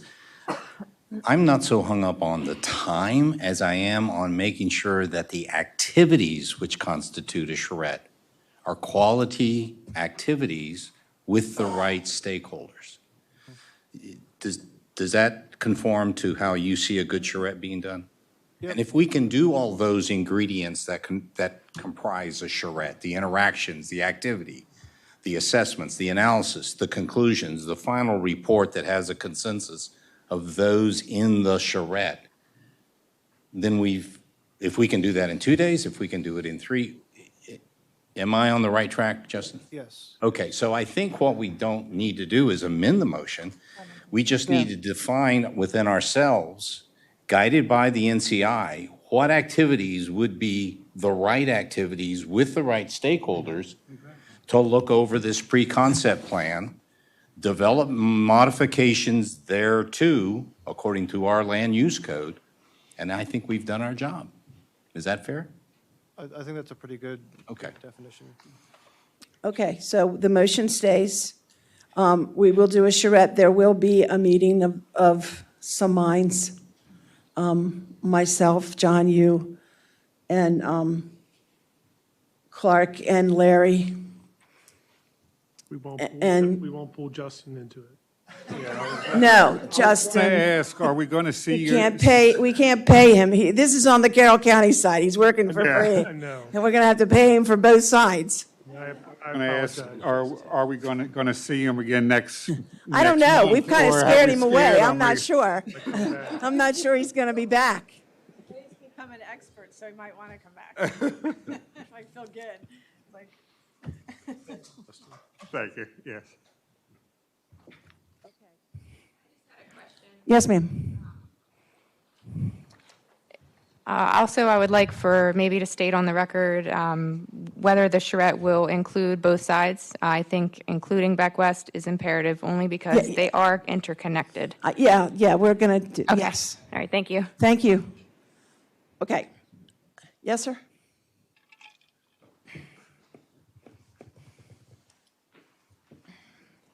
I appreciate your discussion. I know you guys are working hard on this, and you've been very thoughtful. So I just wanted to conclude to make a statement on the record to say that the charrette, while the developer has offered to help set the ground rules, I think that's a biased stance. And I think that whoever is facilitating and coming up with the process for the NCI needs to be an independent person. And that the NCI, I think I don't know, from what I read, it's an independent person facilitating. So I would just, I would urge against people involved in setting the rules who are biased in the process. Well, there's 1, 2, 3 of us against 1. I don't necessarily think that will be a problem. We don't work for the developers. We work for you guys. So like Larry said, you've put your spoon in the chili. Ours was already in there, and we've come to a basic meeting of the minds, and I think that we can continue to go from here. There is a level of trust, yes. And I think that we can get it done without having, I think he should be there to see the dates and the times and how we want it set up. Do you think that there should be a representative from the citizens? No. Just asking. Larry, everybody- let Larry talk first, please. Larry is the representative. Thank you. The Planning Commission are citizens. They're going to protect your interest. I'm going to be there too. And I have no doubt the attorneys are going to have to talk to each other, and we're going to have to coordinate this between the staff, Planning Commission members, and we're going to be as transparent as possible and make sure that the citizens know what's going on. So there is a level of trust. I understand that, but we'll be as transparent and careful as we can. Thank you.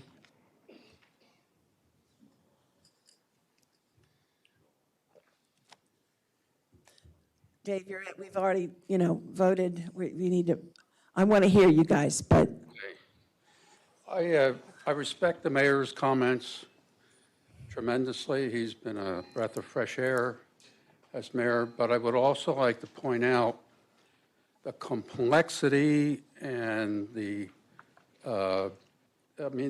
let's face it, the people that come here are professionals. They're getting paid, big bucks. They do this all the time. This is second nature. This is complicated stuff. I spent years on it, and I was away for a few years, and it's like a whole new ballgame. I think under the cloud of whatever we've had, it would be very important to have somebody from the Camo group participate in this. And I'm not saying I'm the one, but I think because it's so, they're struggling so hard. I mean, I see this. I'm with them. They are struggling so hard to get up to speed on this stuff. It's like trying to learn Russian in 2 weeks. The mixed-use zoning has been it's just changed everything. The whole town, the way we do business has changed dramatically. And I think to bring in just the development team, even though everybody says there's no bias, if you don't include somebody from Camo, it'll never be credible. And believe me, I don't want to be the person.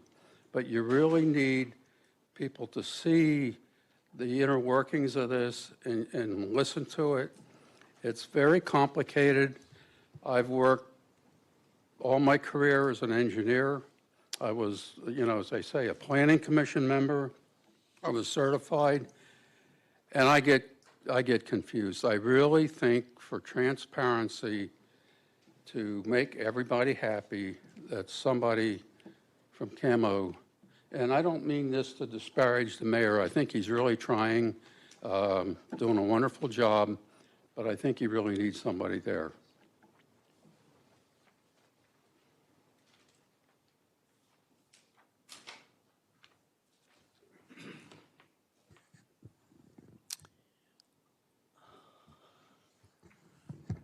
is there a president for the Camo group?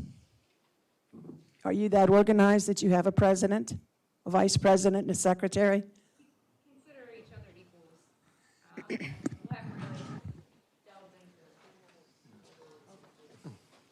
I'm not against that, but I need to talk to the town attorney. Okay. Okay? We'll postpone that until I get it, the but I next don't meeting. want to get into something that's legally not possible. Thank you. Thanks, sorry, Larry. So we will postpone that decision, not table it. Okay. So moving on, I hate to say this, but I'd like to take a 5-minute recess, unless you.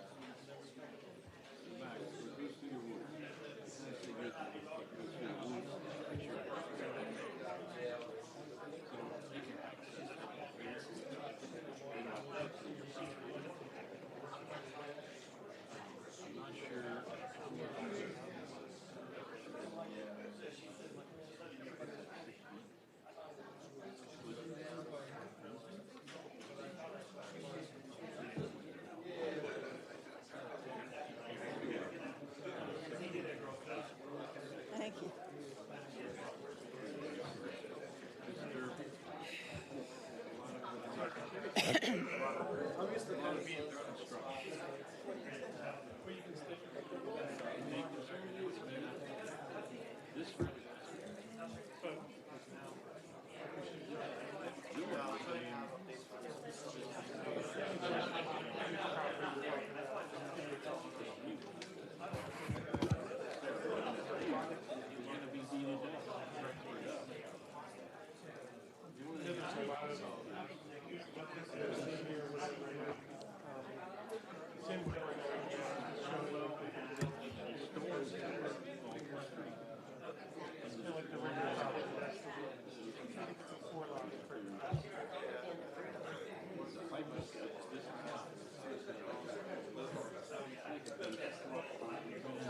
Yeah.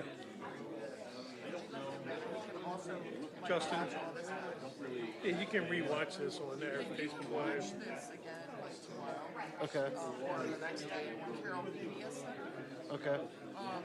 All of our meetings, right there. Past town council meetings, planning commission meetings. Okay. So, yeah. Yeah, and I'll try and see what like Tim normally did too, so I can kind of echo off that. But I wasn't really sure too what to expect. Or you can so. go back and find the meetings that he was at and just sort of see what he went over. He brought the Sugarloaf plan here and presented that. Yeah, I don't want to bore you with that because that's still like an ongoing. Yeah, I mean, that's kind of.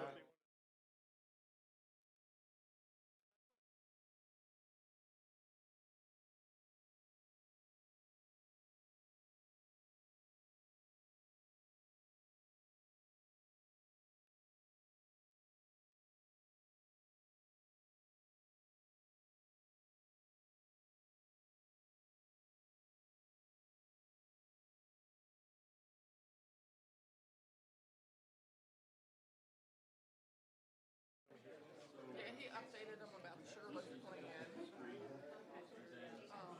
They seem very interested in that proposal. That we just had like, yeah. We're still kind of going through the notes. We had a sort of like a roundtable discussion that didn't really go anywhere.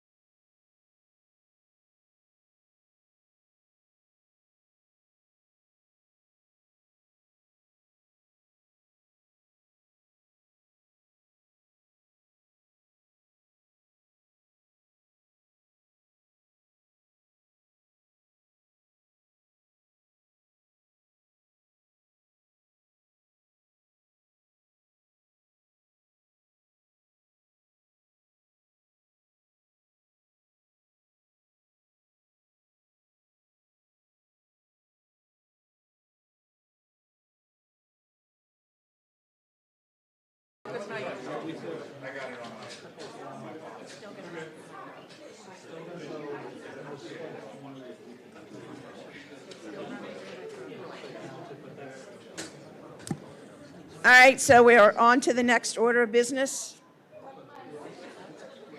She's here, she's out there. She's coming. The next order of business is the reintroduction and discussion of text amendment ordinance 2022-32, the proposed modifications to the MXU CC zone.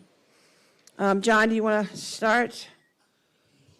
Sure, thank you, Roxanne. This was, again, brought back in front of you.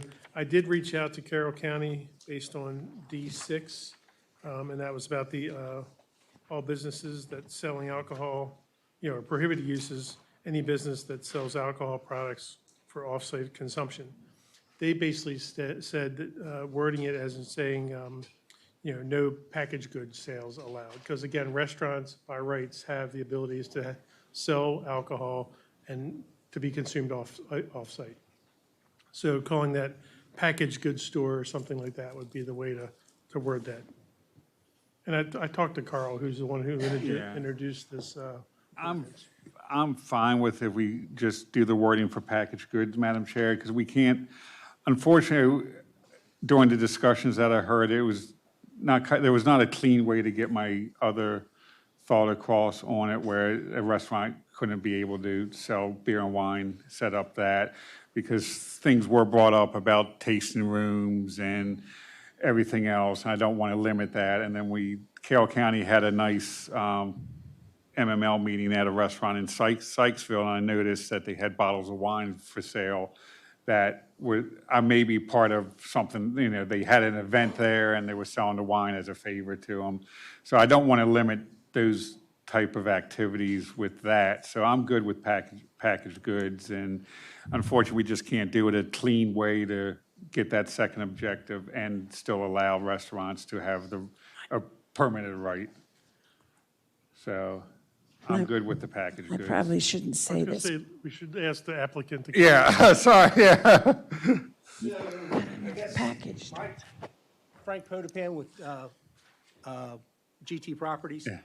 I guess my question is, what's the definition of packaged good? Because if you go into that restaurant and you buy a bottle of wine and they put it in a bag, is that a packaged good? No. it's- Because they're a liquor store selling, 12 packs or 30 packs of beer. Not buying a bottle of wine to Yeah, take but home. Carl could have bought a case of that wine at that and walked. But Carl, I'm sorry, Carl bought the wine to drink at dinner. He did not finish it. The server is allowed to recork it and give it to you to take home. Yeah, no, I know what you're saying, yeah. Well, let me use another, and the scenario I used before was miscellaneous. And unfortunately, it's my understanding that we no longer have miscellaneous Yeah. distillery in town. But I'll use the new brewery down the street. They have a refrigerator where you can go in and you can buy canned, pre-canned, or Of their product. Four packs of that. Yeah. But buy it, put it in a bag, and it's not to consume there, it's they have the ability for their consumer to take it and go off-site with it. So, I guess that's, and I understand what you're saying, no. so Carl, Liquor why can't we say that if there's alcohol, it has to be, not, you don't have to go in to have dinner, but the facility has to be connected to a place with food. It doesn't mean you can't separately have whiskey tasting or wine tasting, or somebody buys a bottle and leaves, but it has to be connected to a restaurant. But again, in that scenario, the brewery down there would not qualify. Yeah. Right, because they Brewery's don't on have a food. different license. That's Well, the I thing. don't think the brewery would qualify. No, because it's. Why, we It would have, be under- it's here, why do we need it The down there? brewery, Or miscellaneous, because miscellaneous never served food. I thought before you were concerned with if miscellaneous wanted to come in and do a whiskey tasting at the restaurant that existed No, there. no, no, no. And has a separate room for whiskey tasting. No, what my scenario was, what happens if, miscellaneous had the lower level of 114? If they wanted to have their own tasting room, miscellaneous tasting room, and they rented a storefront from me up there, and you came in on a Friday afternoon and you tasted, the ability for them to turn around and say, okay, you wanted one of my bottles of, what did they call it, Pappy whiskey or? old It's Rip named after Van his Winkle or grandfather or something, yeah. whatever. That you could buy that product and take, and. At the tasting. At the tasting.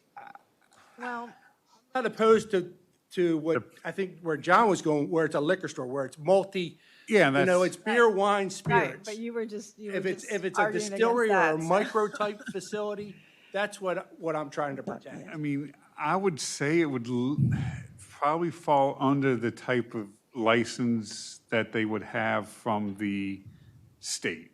I'm not going to try and start explaining the different liquor license, because the brewery down here is working under a farm brewery license, so that's different. Miscellaneous distillery would probably have an ability, if they, under a certain amount, a volume amount, they would be able to sell from site. So it would probably be more dependent on the type of liquor license or operational license that a facility would have, more so than setting up as a separate storefront just to sell. Tasting rooms, I'm not sure how those licenses are set up in Carroll County.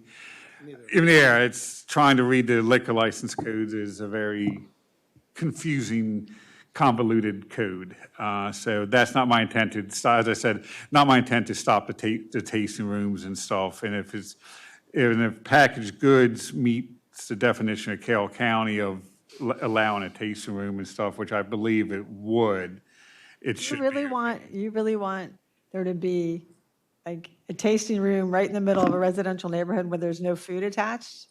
I I'm thought that was I'm like- not saying one way or I the thought that was other like for that. part of what this all, what your ordinance all started to begin with. I mean, why do you need, down at Green Tree, why do you need a tasting room? You can have a restaurant that can have wine tastings, it can sell wine, people can buy a bottle of wine to go. Why do you need a separate alcohol facility that has no food, that's down in a mixed use where there's going to Yeah. be people living there and then that's surrounded by neighbors? I don't see why you would want that.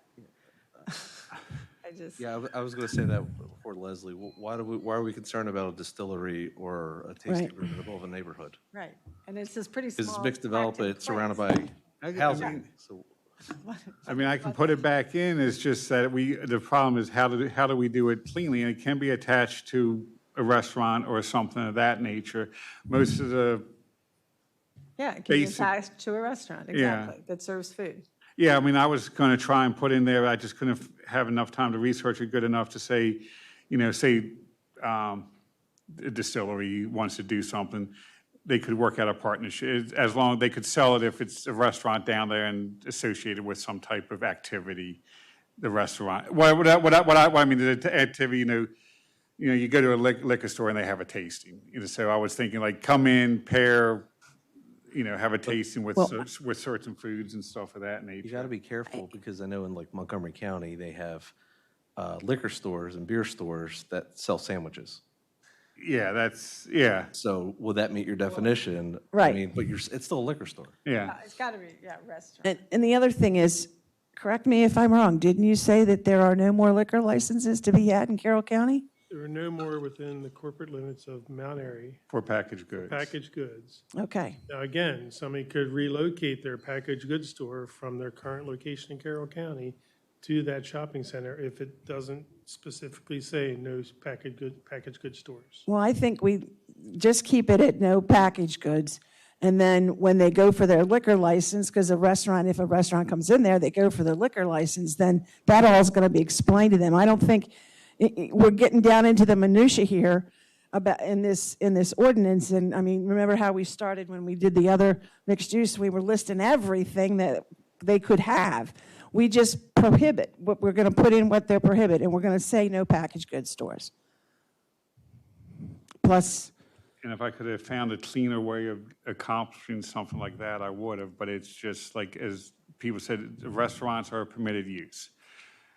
And I'm not exactly sure what type of licenses distilleries are out there. They could operate under several different classifications probably of it. It all depends. It's the same thing with the brewery. Like, what we have now is under a farm license. The next brewery could come in and a farm brewery license would allow sales from that, like they're doing down here.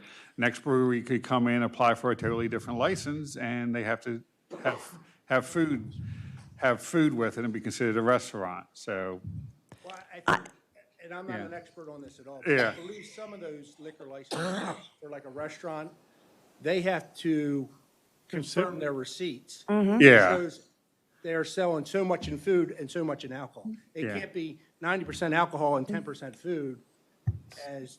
Pretty sure it's 70% food Yeah. and 30% alcohol. and Carroll County law might not. I don't know what yeah. it is. I just know That's- certain jurisdictions look at that ratio. Yeah, and Carroll County law might not even allow a tasting room for liquor license. I'm not sure if they do or don't. So it's and the other thing is, look at where most breweries are. I mean, we have the brewery down there. It's in a fairly commercial area.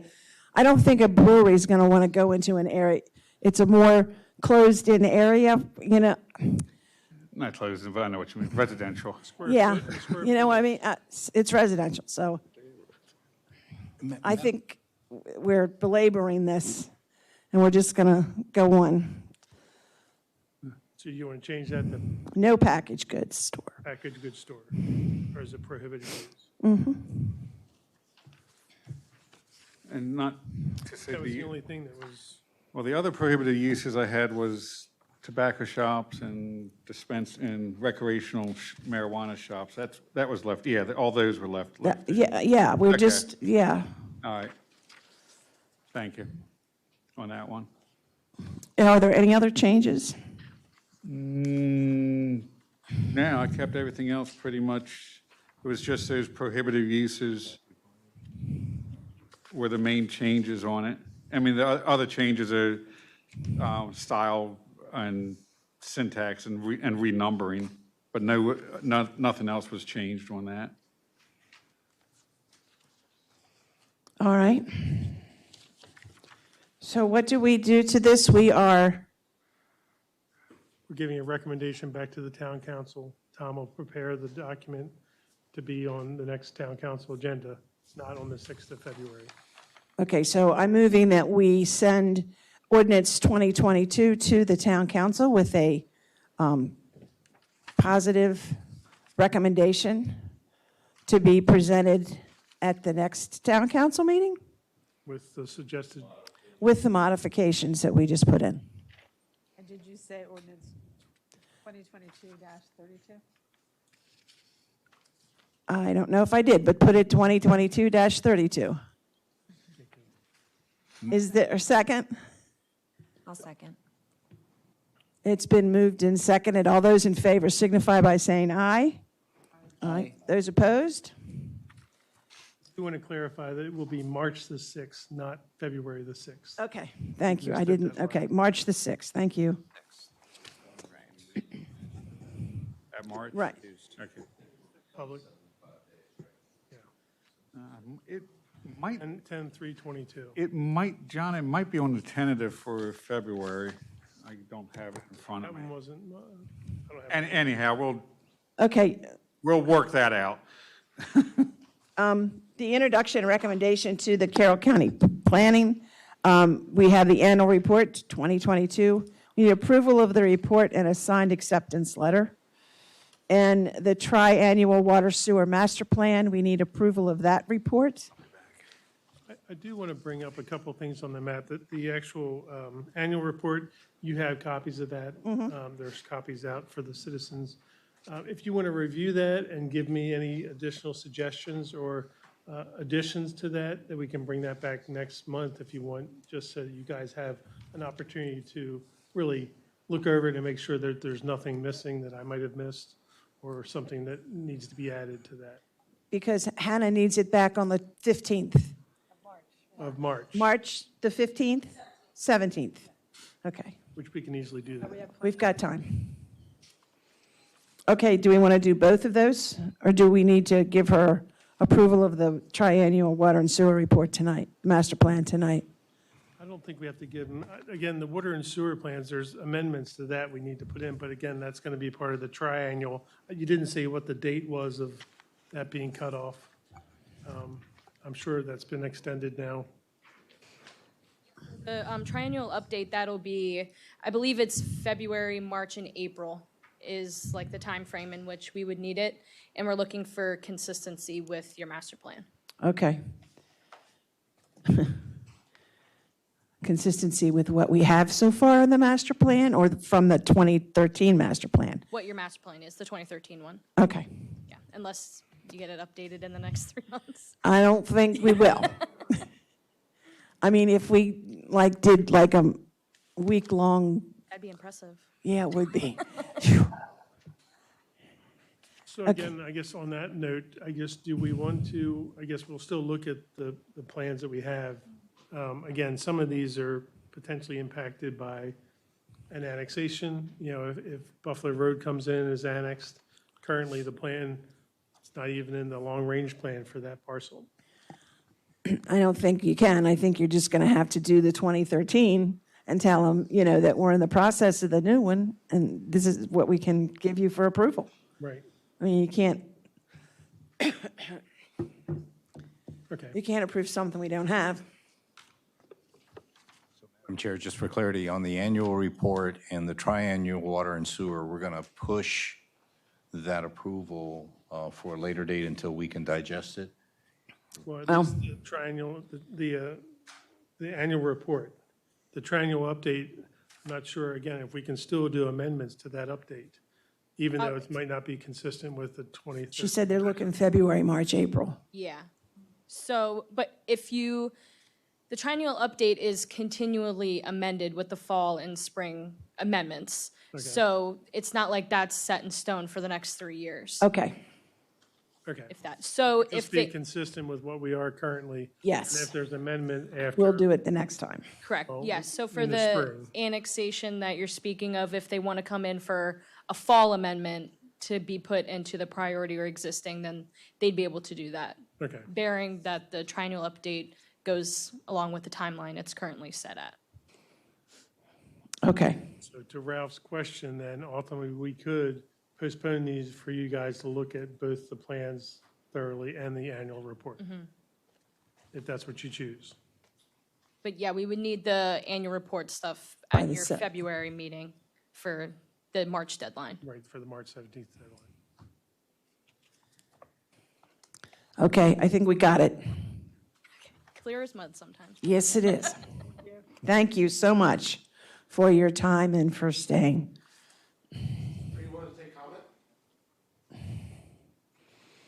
We can, or we can wait until our next meeting. I mean, Might be worth. okay, go ahead. So, You're allowed. certainly, so, just going through here, a couple things. I see Harrison Leisher's on here, Gary Fry, correct? Gary Fry, Thank you. with 2 wells on it. So, Harrison Leisher's not a done deal, there's no annexation agreement in place. That's awful presumptuous that you're getting that water. And also, I guess, I'm sharing my information. I know, we didn't do this, we just got this, so. Actually, I saw it when it came out. So, the other part I wanted to point out was the planned development for that property, as discussed in the iterations, was a large industrial park. In light of 2 wells on this one end of town going out of service, are we really considering putting 2 wells on top of, underneath an industrial park? Food for thought. And then my last piece, I think, was all the new wells are outside of town. And in the discussion with Harrison Leisher, I think that was a sticking point. I don't know if that really was, but there are no new wells shown inside the town limits. So I just want to throw that out there for y'all to consider. Okay. Thank you.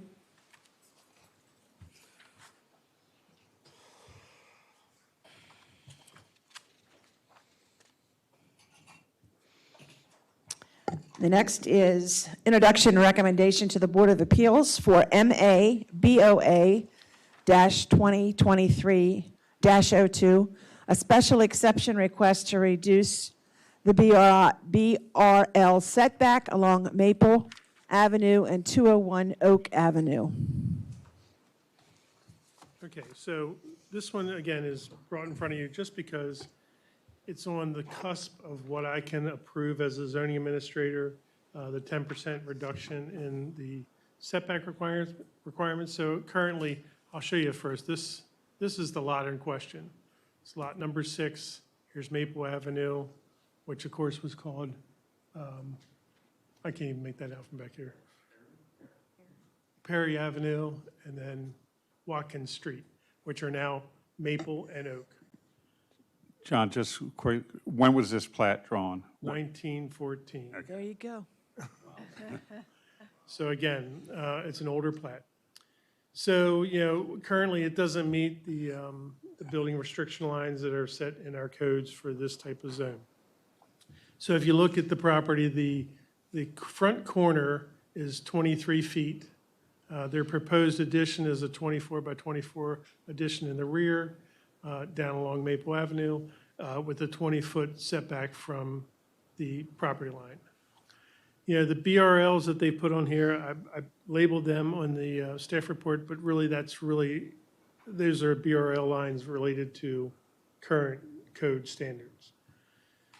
So again, the reduction in the Well, the increase of the non-conforming property line, basically, or the setback line, is random. Now, if the parallel of the property line to the house would have been, if it would have been parallel to the actual house, and that if the addition was less than 2 feet, I could have approved it at the zoning administrative level, but currently, I need to, and I don't even need it to bring it to you, but I just did it for courtesy, for you to observe what was going on and why I'm suggesting it goes to the Board of Appeals.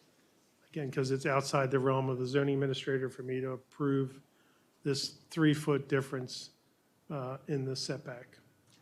And John, just for clarity, is this asking, if it does go to the Board of Appeal, it's asking for a variance or a special exception? It's a variance. It's a variance. Okay. Right. And again, I'm just looking for your recommendations, so in our staff report, I can just put in there that. Okay, so Planning you Commission. didn't give us too much information about what they're doing, so they want to, so they're putting a 24 by addition? 40, yep, 2-story addition to match the existing house. Okay, and so it's connecting to behind their house? Yes. Okay. And so it's just to the side, it's just to Maple Avenue? That's the setback you're talking about? Again, like you say, the decrease in the setback is 3 feet from Yeah, is the setback to Maple Avenue or to their neighbors behind them? Maple Avenue. Okay, so it's just their side yard? It's just their Okay, side. got it. So it's a corner lot, so it has 2 Know front yards. exactly where it is. Yeah, I Right, know exactly It has where 2 it front is. yards, Yeah. technically. Okay. That's all I needed. And again, with Some the clarity. Board of Appeals, I'll send out newsletters, and I sent letters to all adjoining property owners for this meeting to make sure that they were aware of what was going on. Oh, okay. Are there any members here? Are there any homeowners? Okay. Oh, okay. Okay. Do you know who originally lived there? Okay. No, I don't know. That's why I was asking. Sir, do you want to come to the mic just so that people can hear what you're saying in the public? And please introduce yourself. I'm Randall Severy. I'm one of the property owners. I do know the previous owner was somebody by the name of French. That's all I know about Oh, okay. the history of the property. But Okay. and yes, we have 2 front yards. So if we were to follow the current zoning guidelines, we could have a 13-foot wide house that is 60 feet long. Right. It's a shotgun house. I said it's a shotgun house. Yeah. A narrow lot house or a townhouse in Yes, Baltimore. exactly. Okay. But our front yard has always been on Oak Street, and the Okay. house faces that way, and so it just happenstance that the side yard also is considered legally a front yard, which causes the complication here. Madam Chair, quick question. Yes, sir.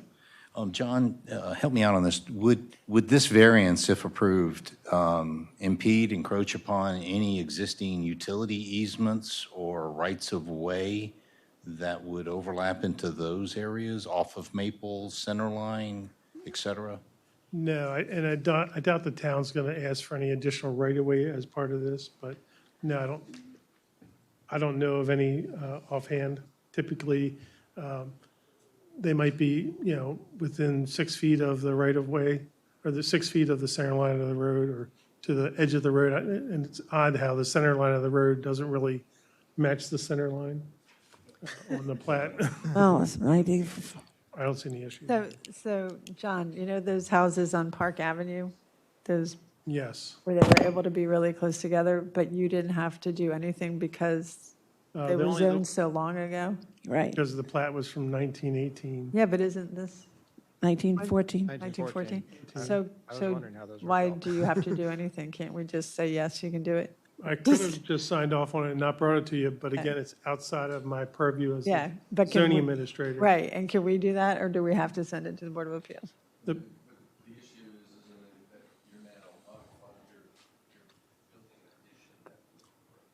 Right. Okay, so when the houses on Park Avenue, they built, what, 3 new houses? Why didn't that have to go anywhere? Because they met the building restriction lines that were set on the plat. If Okay, you look at the okay. plat here, there's Okay, I no gotcha. Okay. building restriction lines. Okay. All right, Okay. all right. I move that we make a favorable That's it. recommendation to the Board of Appeals on this setback, whatever it is. Is there a second? I'll second. Oh, okay, let's Ralph second this time, since you seconded last year. Well, we're gonna, since you guys are doing so good, I'm gonna spread the wealth. It's been moved and seconded that we give a positive recommendation to the Board of Appeals for the setback for 208 Oak Street. That is number MA-BOA-202302. All those in favor signify by saying aye. Aye. All those opposed? 201 Oak Street. 201 Oak Street. That's what I have it as, don't I? What did I say? Oh, I'm sorry. Long night. Of course, I thought you were just voting with us. No, just wanted to correct for the record. Yes. He's in favor. I want to get that. Of course. John, you can set that date up, and John will inform you of when the Board of Appeals is going to meet, so you can be there. Okay, thank you. Okay, number 9, P-22-0013. This is the Dennis subdivision, lots 1 to 5. It's a cluster subdivision plan located at 1010 South Main Street. Okay, John? We ask the applicant's representative to come up. Okay. Quickly, though, I'll talk about, this is a picture of the actual site as it is right now. All the areas that are shaded are currently impervious. So in Carroll County, it's more than, I don't know, is it 85 or 90% of the property is impervious, Ron? 40%. But I'll go through that. Okay. So I'll let Ron speak then. Thank you. Ron Thompson, Van Mar Associates, here for Frank Omika. Frank had planned to be here, but he runs a custom sign business, which does like the big Jumbotron signs and everything on the eastern United States, and he's doing an installation in North Carolina today. He could not be here. And his apologies for not being here. I wanted to briefly just talk about the design elements that we've done for the subdivision. There is a fence line, an existing fence line along Mr. Morton's property, partially on the Dennis subdivision land. What approximately 1,300 square feet of this subdivision is used by Mr. Morton for landscaping and his outbuilding. It's got like butterfly gardens and everything. Working with Mr. Morton, and hopefully he agrees that we've worked with him. We've agreed to keep the existing fence in place and to transfer as part of the subdivision plat the 1,300 square feet to his property, thereby preserving his privacy and gardens. Originally, we were proposing to connecting storm drain and sanitary sewer. John, can we go to the next one? Yep. I apologize. We were going to connect through Mr. Morton's property out to Fairwood Lane. That would have disrupted, both he and Ms. Reed have gardens along there. That would have kind of knocked them out. Working with Carroll County, and I'll talk about it in drainage storm, we do not have to do that anymore. We will not be disrupting any of his property with this plan there. We've eliminated those utility connections by street runoff coming in out of a storm drain from the 300-foot long street and outletting here, and then it flows, continually flows like it does in an existing condition, flows across the adjacent property to a wetland down here. Now, that in order to make sure that we're maintaining the existing site runoff patterns, sanitary sewer would be connected out to, I think there's a utility plan, but we connect out over into this area right here. So, and into an existing sanitary sewer.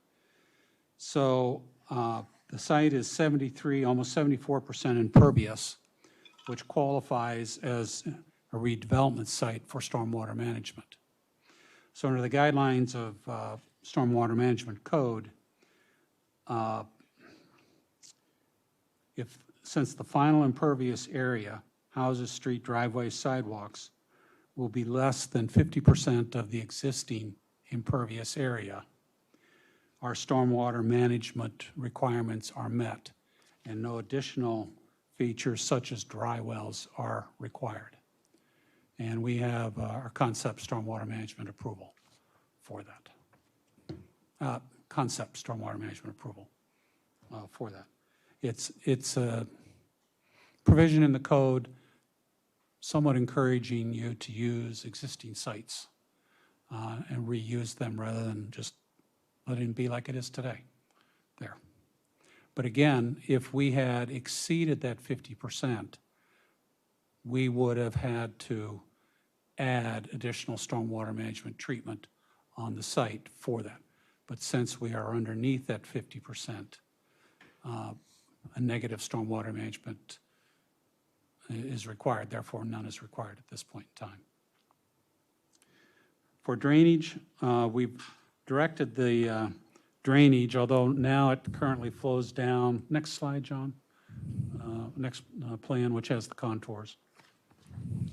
There we are.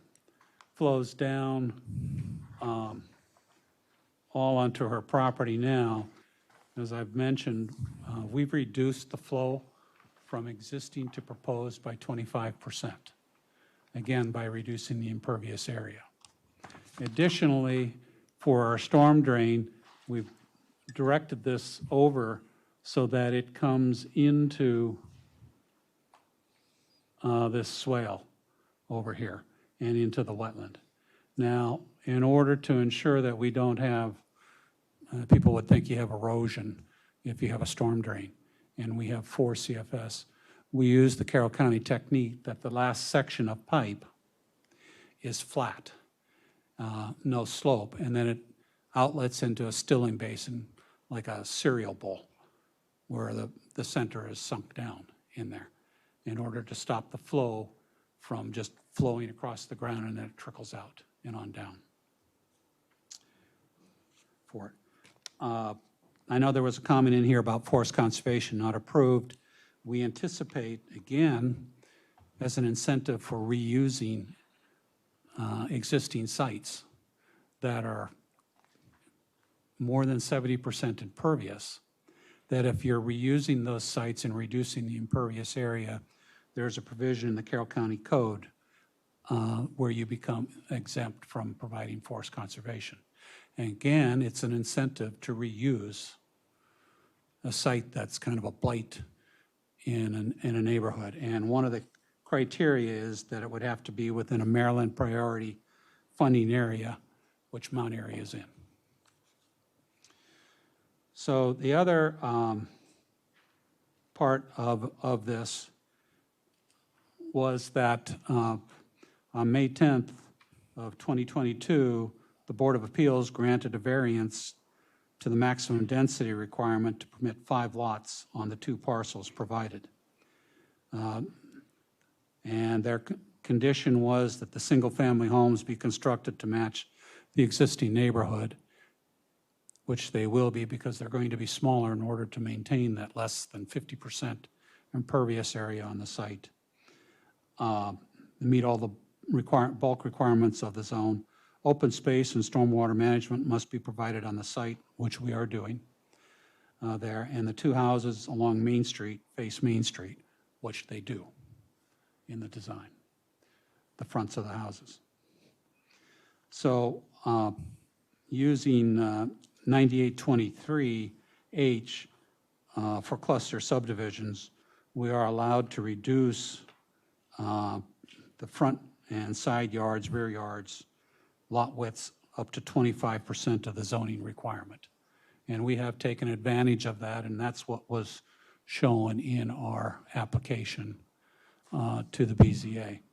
So that's why we end up, if we went to the 25%, you could have a side yard of 3 feet, not acceptable. But where we have 9-foot side yards, 20-foot front yard, 20-foot rear yard, and lot width of 75 feet. There is, we believe we're consistent with the code and the exhibit filed with the Board of Appeals case number, but if necessary, to provide complete clarity, that John has mentioned, we have no project. We have no objection to going back to the BZA to ensure that be the case. Answer any questions you might have. Madam Chair, I just got one question for Ron. I was going to ask about, I know there was two people, or at least Mr. Martin, wanting something for the property, so I'm glad that you worked out the encroachment. But wasn't the lady on the north side saying something about not having driveway access or something? Or was it just Mr. Martin? I'm the property owner on 1004 South Main Street. Okay. Come up to the microphone. So I wasn't sure if she had something about the encroachment of, or driveways or something also. Yes, hi, Angela Berger, 1004 South Main Street. Thanks for having me here. Yes, thank you, Angela Berger. The issue was that if we were reading the previous plan correctly, it indicated that our property line ended at the cement barrier of our driveway and not after the shrubbery that lines the driveway. And so our concern was that the new houses would be closer than we were imagining they would be. But I think that's been addressed by the 20 feet backyard.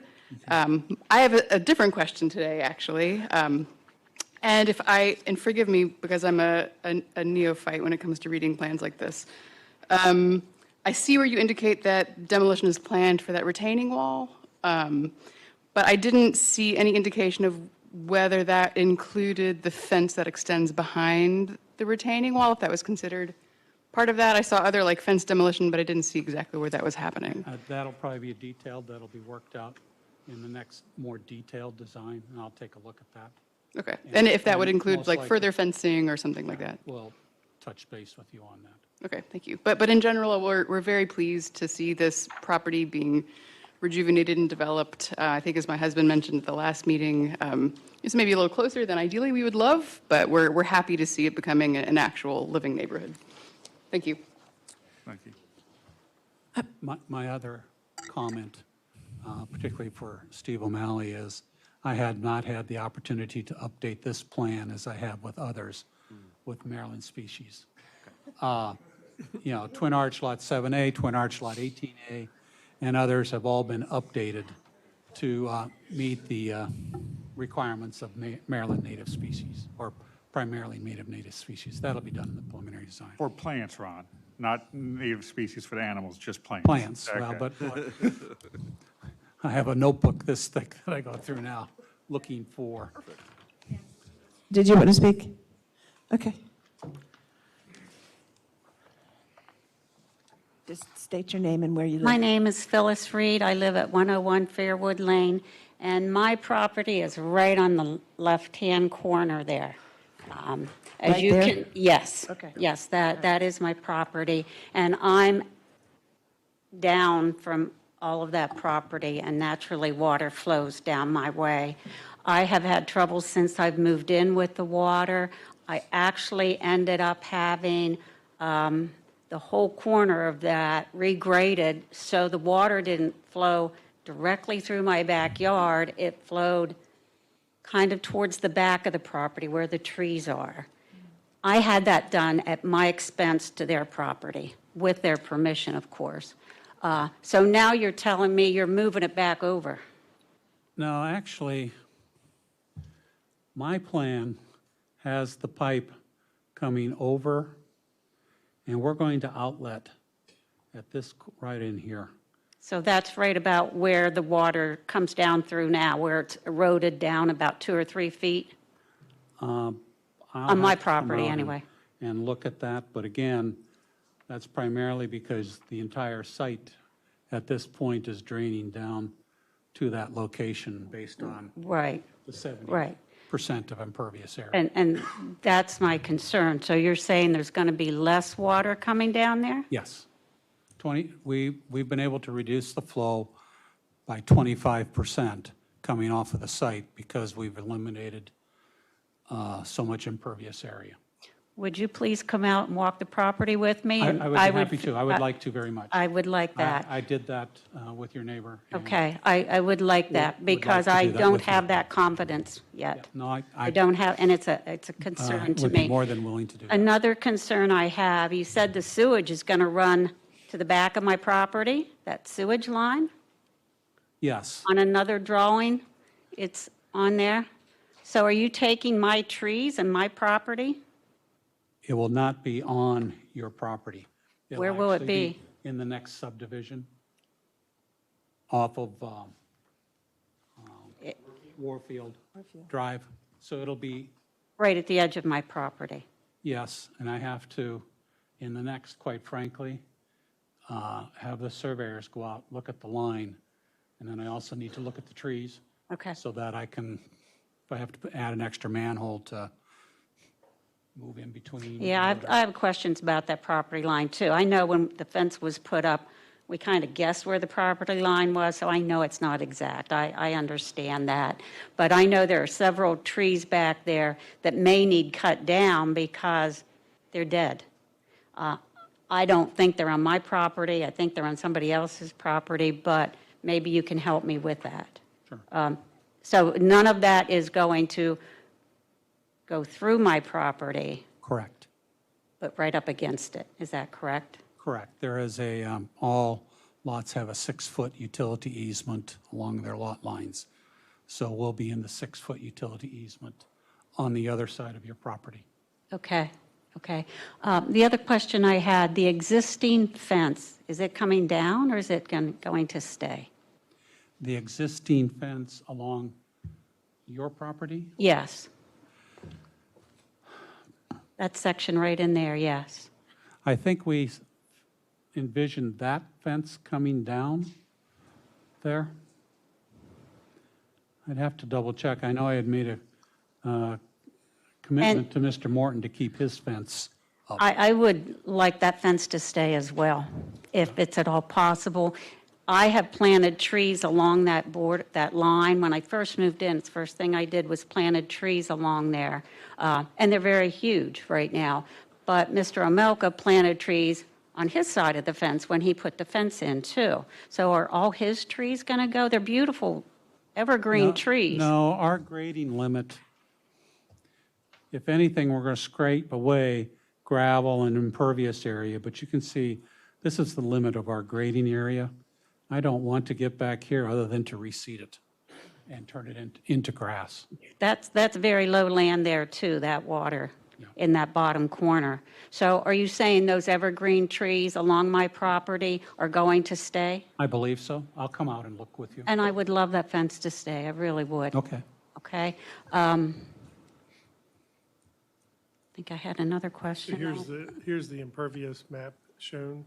And so what Ron's saying is just be doing some grading down in here where the actual gravel is, not really disturbing much of anything over here. But see, in that corner is where all the water now runs. It runs down to that corner, and it ran, you can see where my house sits. It ran right off my deck. It ran right in there. So I regraded some of that area, and the water now runs to the back of my property. So I'm concerned that it's still going to run. We're going to outlet in the back of your property there. We've talked with Carroll County, and we're designing it away from the house as opposed to flowing to the I hope house. so, yes. Okay. I I welcome you coming out and walking the After this, I property. want to get your telephone number so I can Okay. call you. That'd be fine. Set up a time. Okay, that'd be Ron, good. and that technique that you show in the plans is called a stilling basin. They call it a stilling basin. Basically, stop the water, still it there. Think of it as a cereal bowl where water flows in, it fills up, it'll flow over the lip, and it's sized for the amount of, it's different dimensions based upon the size of pipe coming out. So it doesn't affect volume, it just affects velocity. Velocity. Gotcha. So that you get Less erosion. 2 feet per second or less is considered non-erosive flow. I see. Where it won't rip the grass out. And the size of that basin and its dimensions are all predicated on the calculations of the impervious soil of the court? It's basically. Impervious surface of the court? Carroll County Bureau of Resource Management computed what would be their standard stilling basin sizes. I think I have a detail in here. From the county? From the county, and that's what we use. Thank you. The detail I show up there currently. That is correct. So you mentioned that the pipe incoming was going to be level. This plan We will be doesn't show flat, which even decreases the flow. For what distance will it be flat? Looks like 20 feet. So, Mr. Thompson, when that basin fills up, it's coming out on my property.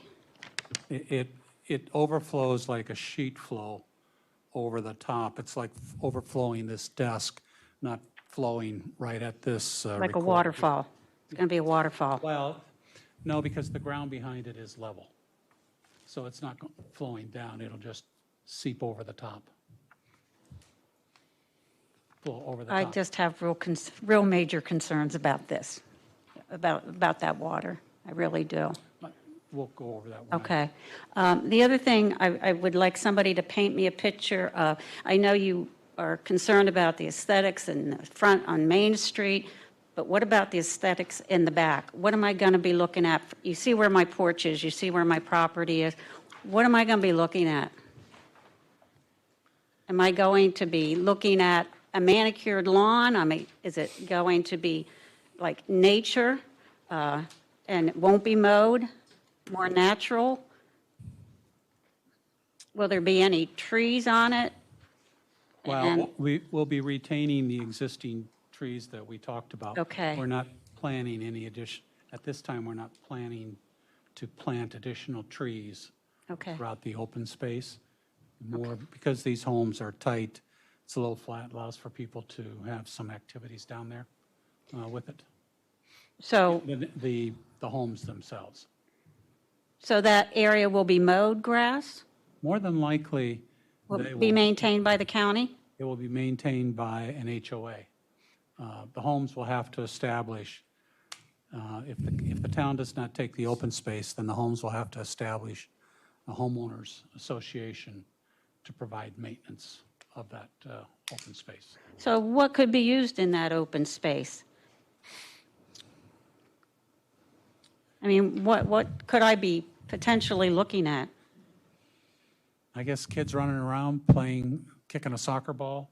Well, that I welcome, but is there that's going the to type be of activities. jungle gyms down there? Or, No, you no, know, any kind of structures down there? I don't think that's allowed in open space. So. Okay. So it's meant to be, unless we were to designate or show it as a playground, it's to be open recreation, kids to run around. So it's kick going to be a soccer ball. yard that's maintained by the HOA? I would think Is what so. you're saying? Or the town, right? Yes, it says dedicated to the town of Mount Airy.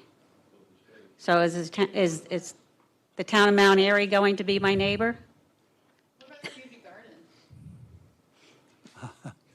I can't answer that. Neither can I. It's above my pay grade. If the town takes it as open space, then the town gets To maintain it. to make that decision down there. That's right. So open space as it stands right now, I can expect it to look green, and there shouldn't be a whole lot of equipment or anything like that down Correct. there? Correct. Okay. Okay. Except for when they're mowing it. Pardon? Except for when they're mowing it. Okay. All right. Well, I look forward to the new neighbor of the town. That part I look forward to. I feel that it'll be taken care of. I'm just concerned about that water, and I really would like the fences to stay up. I think that would be extra security for me. Miss, if I may ask, given some assurance here, I'm hearing that that will remain a green area, either maintained by an HOA or the town. That's what I'm getting from this. That's my understanding right now. That's what I'm asking. If that does come about, would you still have a desire, knowing that's what the outcome of that space is, would you still have a desire for any kind of screening or landscaping, or is that removed from the issue? No, I would prefer that stay there. Number one, No, I'm sorry. There is a great- The addition of any screening or the addition of any if landscape. the existing fence stays and the existing evergreens that are on that property, I know my trees are staying, they're not going anywhere. If the existing evergreens on their property are to remain and the existing fence stays, I'm happy with that. I'm happy with that. And knowing that that's going to be green on the other side. Number one, that fence was built up a little bit, and so it's like a natural little basin. So that helps with that water coming down through my property. So, and having that fence there and those evergreen trees will help that water from coming on my property. It still seeps in there, but it is livable now, and I'd hate to see that go away. Number two, if it does turn into a soccer field or something like that, it's all downhill, so everybody's going to be running after their balls down on my property. I mean, I don't know what it's going to be. I would like to keep that fence there. That would be my preference. So Ron, given the adjacent homeowners' expectations or desires, are those, can you meet those? Can you give some assurance? Yeah, I've written her 3 criteria: keep the existing fence, maintain the open space as a green area, and keep the existing trees. I've got to specifically locate them, survey crews, so I can show them on the plan to be retained type there. I would think it would be attractive to the new homeowners to see the green trees down there instead of looking at my backyard or my deck. They might not like my deck or the back of my house. What are you doing? So I think it would be favorable to both of us. I'm trying to get it Yeah. back. I think it would make for good neighbors. It's Thank you for your time. You're welcome, thank you. not me, it's the computer. Any other comments? Go ahead, ma'am. On the topic of the fencing again, the fencing that extends after the retaining wall on our side of the property, I would also like to request the maintenance of that, or the retention of that fence, because not only does it separate our property, but there's also quite a very steep grade down from our property into this property. And if there weren't a fence there, I think it would actually be a bit of a safety issue for our children, for there not to be any kind of a barrier. It's not the same as you go deep into the property, but at various points there is quite a steep drop off onto the surface of the concrete.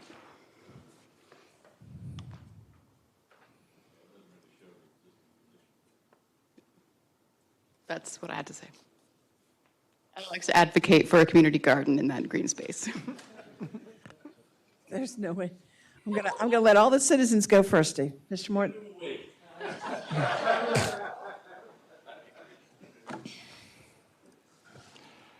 Good evening. My name is Jim Morton, and yes, as it's been duly noted, I am the property owner to the south, and I humbly appreciate, Ron, everything that we talked about. I've been in this house since 1977. Russell Dennis, when he was alive and running his business, he knew there was a property line dispute. Now, we're not talking a couple feet. We're talking from 0 to 15 feet out on Main Street. So if the property, the developed new property was going to come to the property line where the Z is there, it would have gone right through the center of my driveway. So I humbly appreciate that. And I have a couple questions. I don't know if this is the right arena or if there's going to be through other planning. I know this is a concept, and if you guys approve the concept, it moves forward. That's great. I have a lot of questions dealing with installation of utilities, working hours, noise, dust, contaminated materials. We know this site was a Chevrolet dealership years ago with gas tanks in the front where they pump gas out of. So I'm sure there's contaminated materials all through the site. I'll leave that for another day. The only other thing, Ron, for you is what we talked about and what that plan shows with the sanitary sewer is different than what this plan tonight shows. Again, the offer is still there. You got a 20-foot easement to come through the back of my yard and leave the gardens alone. If that helps Phyllis with the trees in the back or the adjacent property owner on South Warfield, you're more than welcome to come through the back of our yard. I know that's something we can talk about when we visit, and I'd like to be with you and Phyllis when you walk, but if it makes it easier for her, I got no problem, just to let you know. So, all I have to say. Thank you. Thank you. Okay, Steve. Okay, so a quick question. On page 4 of this document, we talk about adequacy of public facilities. Item number 7. Steve, are you talking about the staff report or the plans? Let's see, what is this? This is the staff report, concept plan. So page 4, item 7, it says APFO Parks and Open Space. They are providing .58 acres of property to be dedicated to the town as open space to meet the requirements. Could you remind us what the requirements are? And I notice this is the only APFO element where you don't speak to whether it's adequate or inadequate. It doesn't say anything. So can you remind me what meet the requirements means? That's the 3 acres per 100 people. Okay, so it meets that? Yes. Okay. And does that require a waiver of any kind or no? Because we're currently inadequate for our open space. Yeah, I'll let Ron speak to it, but It doesn't require a waiver. We're providing more than required on the property. But because the town is in a deficit, the town would have to provide a waiver from meeting, for the town being in a deficit, not the property, but for the town being in a deficit. It is, Mr. Town Attorney can correct me, but it's really, has to be there, otherwise they shut down development and it becomes a taking. So again, it's just a question of, is a waiver required and what does that mean? Or is it not required? Can somebody speak to that? It's required from the town not having 100 acres, 85 3 acres acres per per 100, 100. 3 acres per 100 people. They don't meet their own code, so therefore they have to grant a waiver if we meet it on site, which we're doing. Okay. Any other comments from you, Tom? No? Right, so basically because the town as a whole is in deficit relative to open space, to qualify for the waiver from the Planning Commission to allow this to go forward, in other words, to proceed on this stage, the development has to provide 3 to 100 on site, which as I understand, I've not done the math, but as I understand it, it does. Okay. So basically, this plan qualifies for consideration of a waiver. Okay, and that's what I was getting at. The Planning Commission still has to grant a waiver, is that correct? Okay, so that's something that, sounds like that's a determination you'll have to make. A related question, so you have a summary here of each of the adequacies or inadequacies of public facilities. I'm assuming, town staff, you have a file somewhere that, if there are any calculations or anything that went into your determinations, you've got all that somewhere. For example, it says there's a letter from the police department talking about approaching inadequacy. That letter, I could go and review that and other pieces of this information? yes, exactly. Okay, all right, thank you.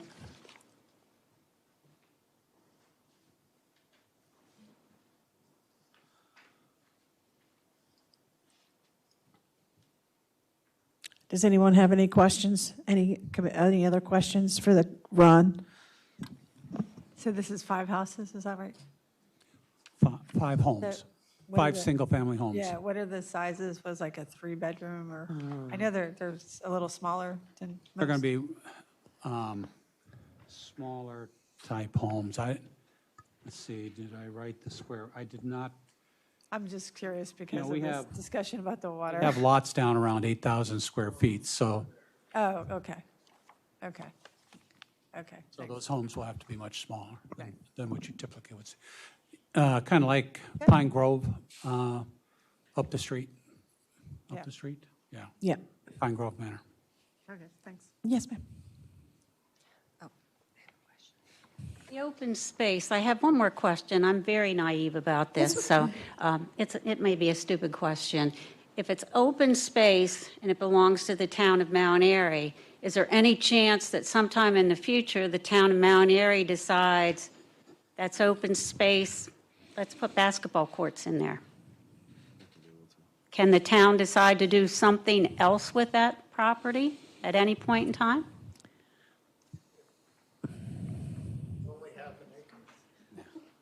I understand that. That wasn't the answer to my question.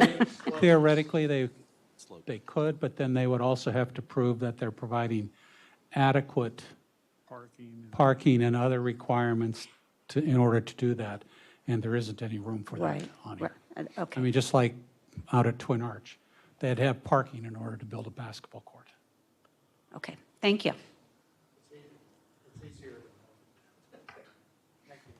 Madam Chair, just one quick question. Sure. So maybe Barney can help me on this. So there were originally 2 homes there, and they had a water allocation. No, there weren't any homes there.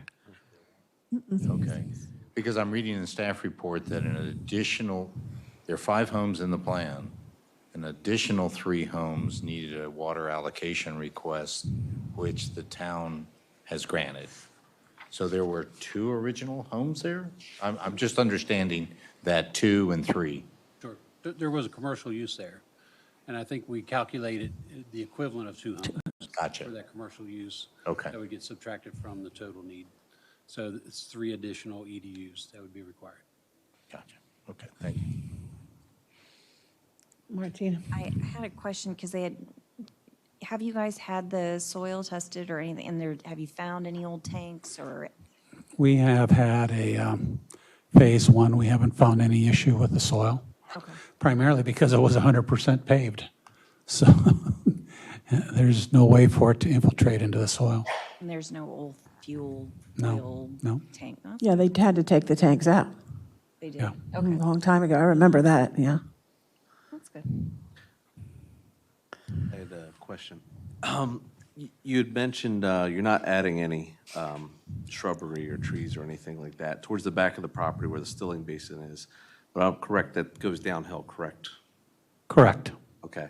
Is there any thought to maybe adding some shrubbery or wetlands type back there? Because it's not going to be very usable, open space or hard to cut. I think when we show in more detail the existing landscaping along the property line, it will be fairly dense. Okay. At that location. I mean, as Mr. Miller, Mr. Borton have a lot of big trees Okay. there. Okay. Any other questions? Okay, seeing none, is there a motion?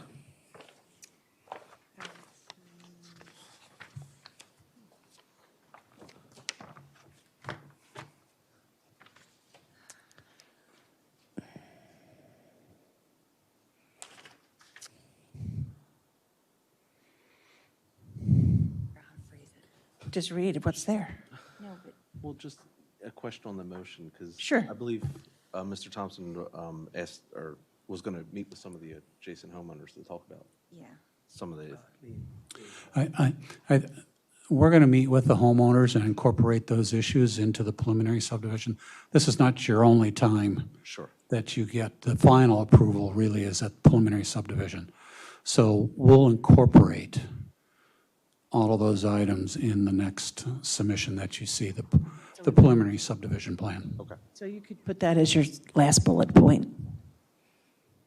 And to that point also, So- when we get to that preliminary and final, the APFOs will be reanalyzed again as well to make sure that we're still adequate on all the different APFO requirements.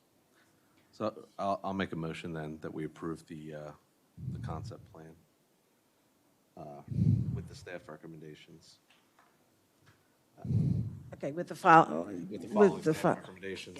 Yep. That the Board of Appeals hearing is applied for in a variance of the reduction of lot width and setbacks and approved prior and granted this 5-lot subdivision concept plan approval. That the single-family houses must match the existing neighborhood, and the 2 houses along Main Street must face Main Street. Open space and stormwater management must be provided on site. And I'll second that. Seconded, that we take the staff recommendations to grant the concept approval on the 5-lot subdivision with the following conditions as notated in the motion and the report. All those in favor signify by saying aye. Aye. Aye. All those opposed? Okay, motion carries. It'll be nice to see something there.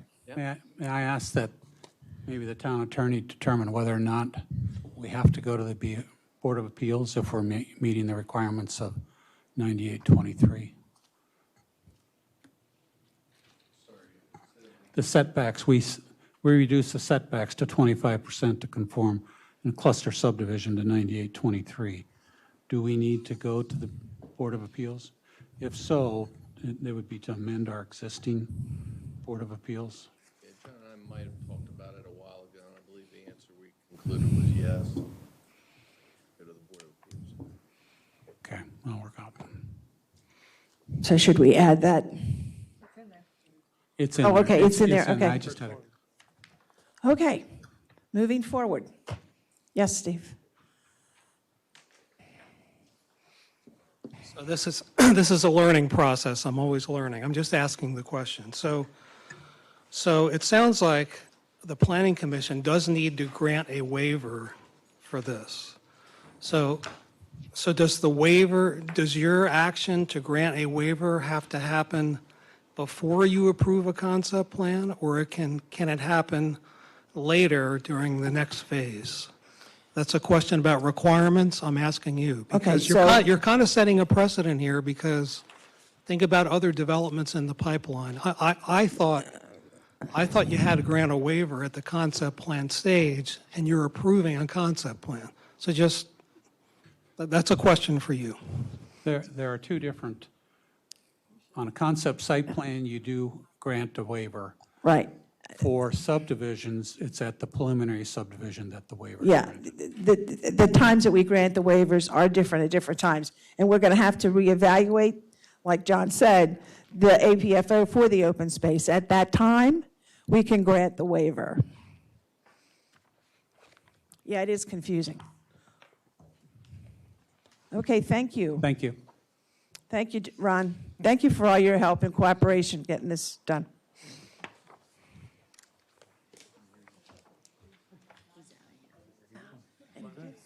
Oh, it'll be quick.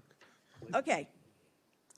The next thing is our reports and business. First is the council liaison report from. Okay, Madam Chair, this will be quick. I have no report for the latest council meeting. I was unable to attend the council meeting, so I have no report saying what activities happened there. So the next council meeting is next Monday, 2/6 at 7 p.m. due to the fact that we have a hearing regarding Charter Amendment 2022-3, which is the blackout period during elections. What time is the hearing? 7. And then for the start of the normal council meeting is at 7:30. All right, we have the zoning administrator report for November, December, and the annual. Our next master work plan is February the 9th. Yeah, it was. It was for this. Part of that. Yeah, I know. So our next master work plan is February 9th, 2023, from 6 to 8. Town Hall. Yes, The agenda will be forthcoming. right. But the agenda will come out a little bit sooner because there's some things I want us to discuss. I've been told by the town attorney, as long as they're on the agenda, we can discuss them. So I'd like you to start thinking about 2023, what you'd like to see happen, different ideas or goals that you think. I'm trying to get us to be proactive instead of reactive. The housing element, what are we supposed to talk about? The agenda's forthcoming. No, that was the motions, to learn about motions. One more time. Yeah. I think, I don't have the agenda together yet. Okay. And when we do the housing element, House Bill, oh my gosh, what was it? That passed the fair housing. What was that House Bill number? Do you know, Tom? 93, House Bill 93 or something? it was a couple years ago, right? No, they just passed it. Last year? I don't know the number. Yeah, no, it was just passed in the last, it has to deal with fair housing. And our next commission date is February 27th at 7 p.m. Anybody have any other business? February 20th is a holiday, so you might receive the agendas and packets on the 21st, or possibly the Friday before. Okay. It's probably going to be the 21st. All right, seeing no other business, is there a motion to adjourn? I'll motion to adjourn. Is there a second? Second. All those in favor signify by saying aye. Aye. Those opposed? Thank you. Meeting's adjourned, 9:50. 9.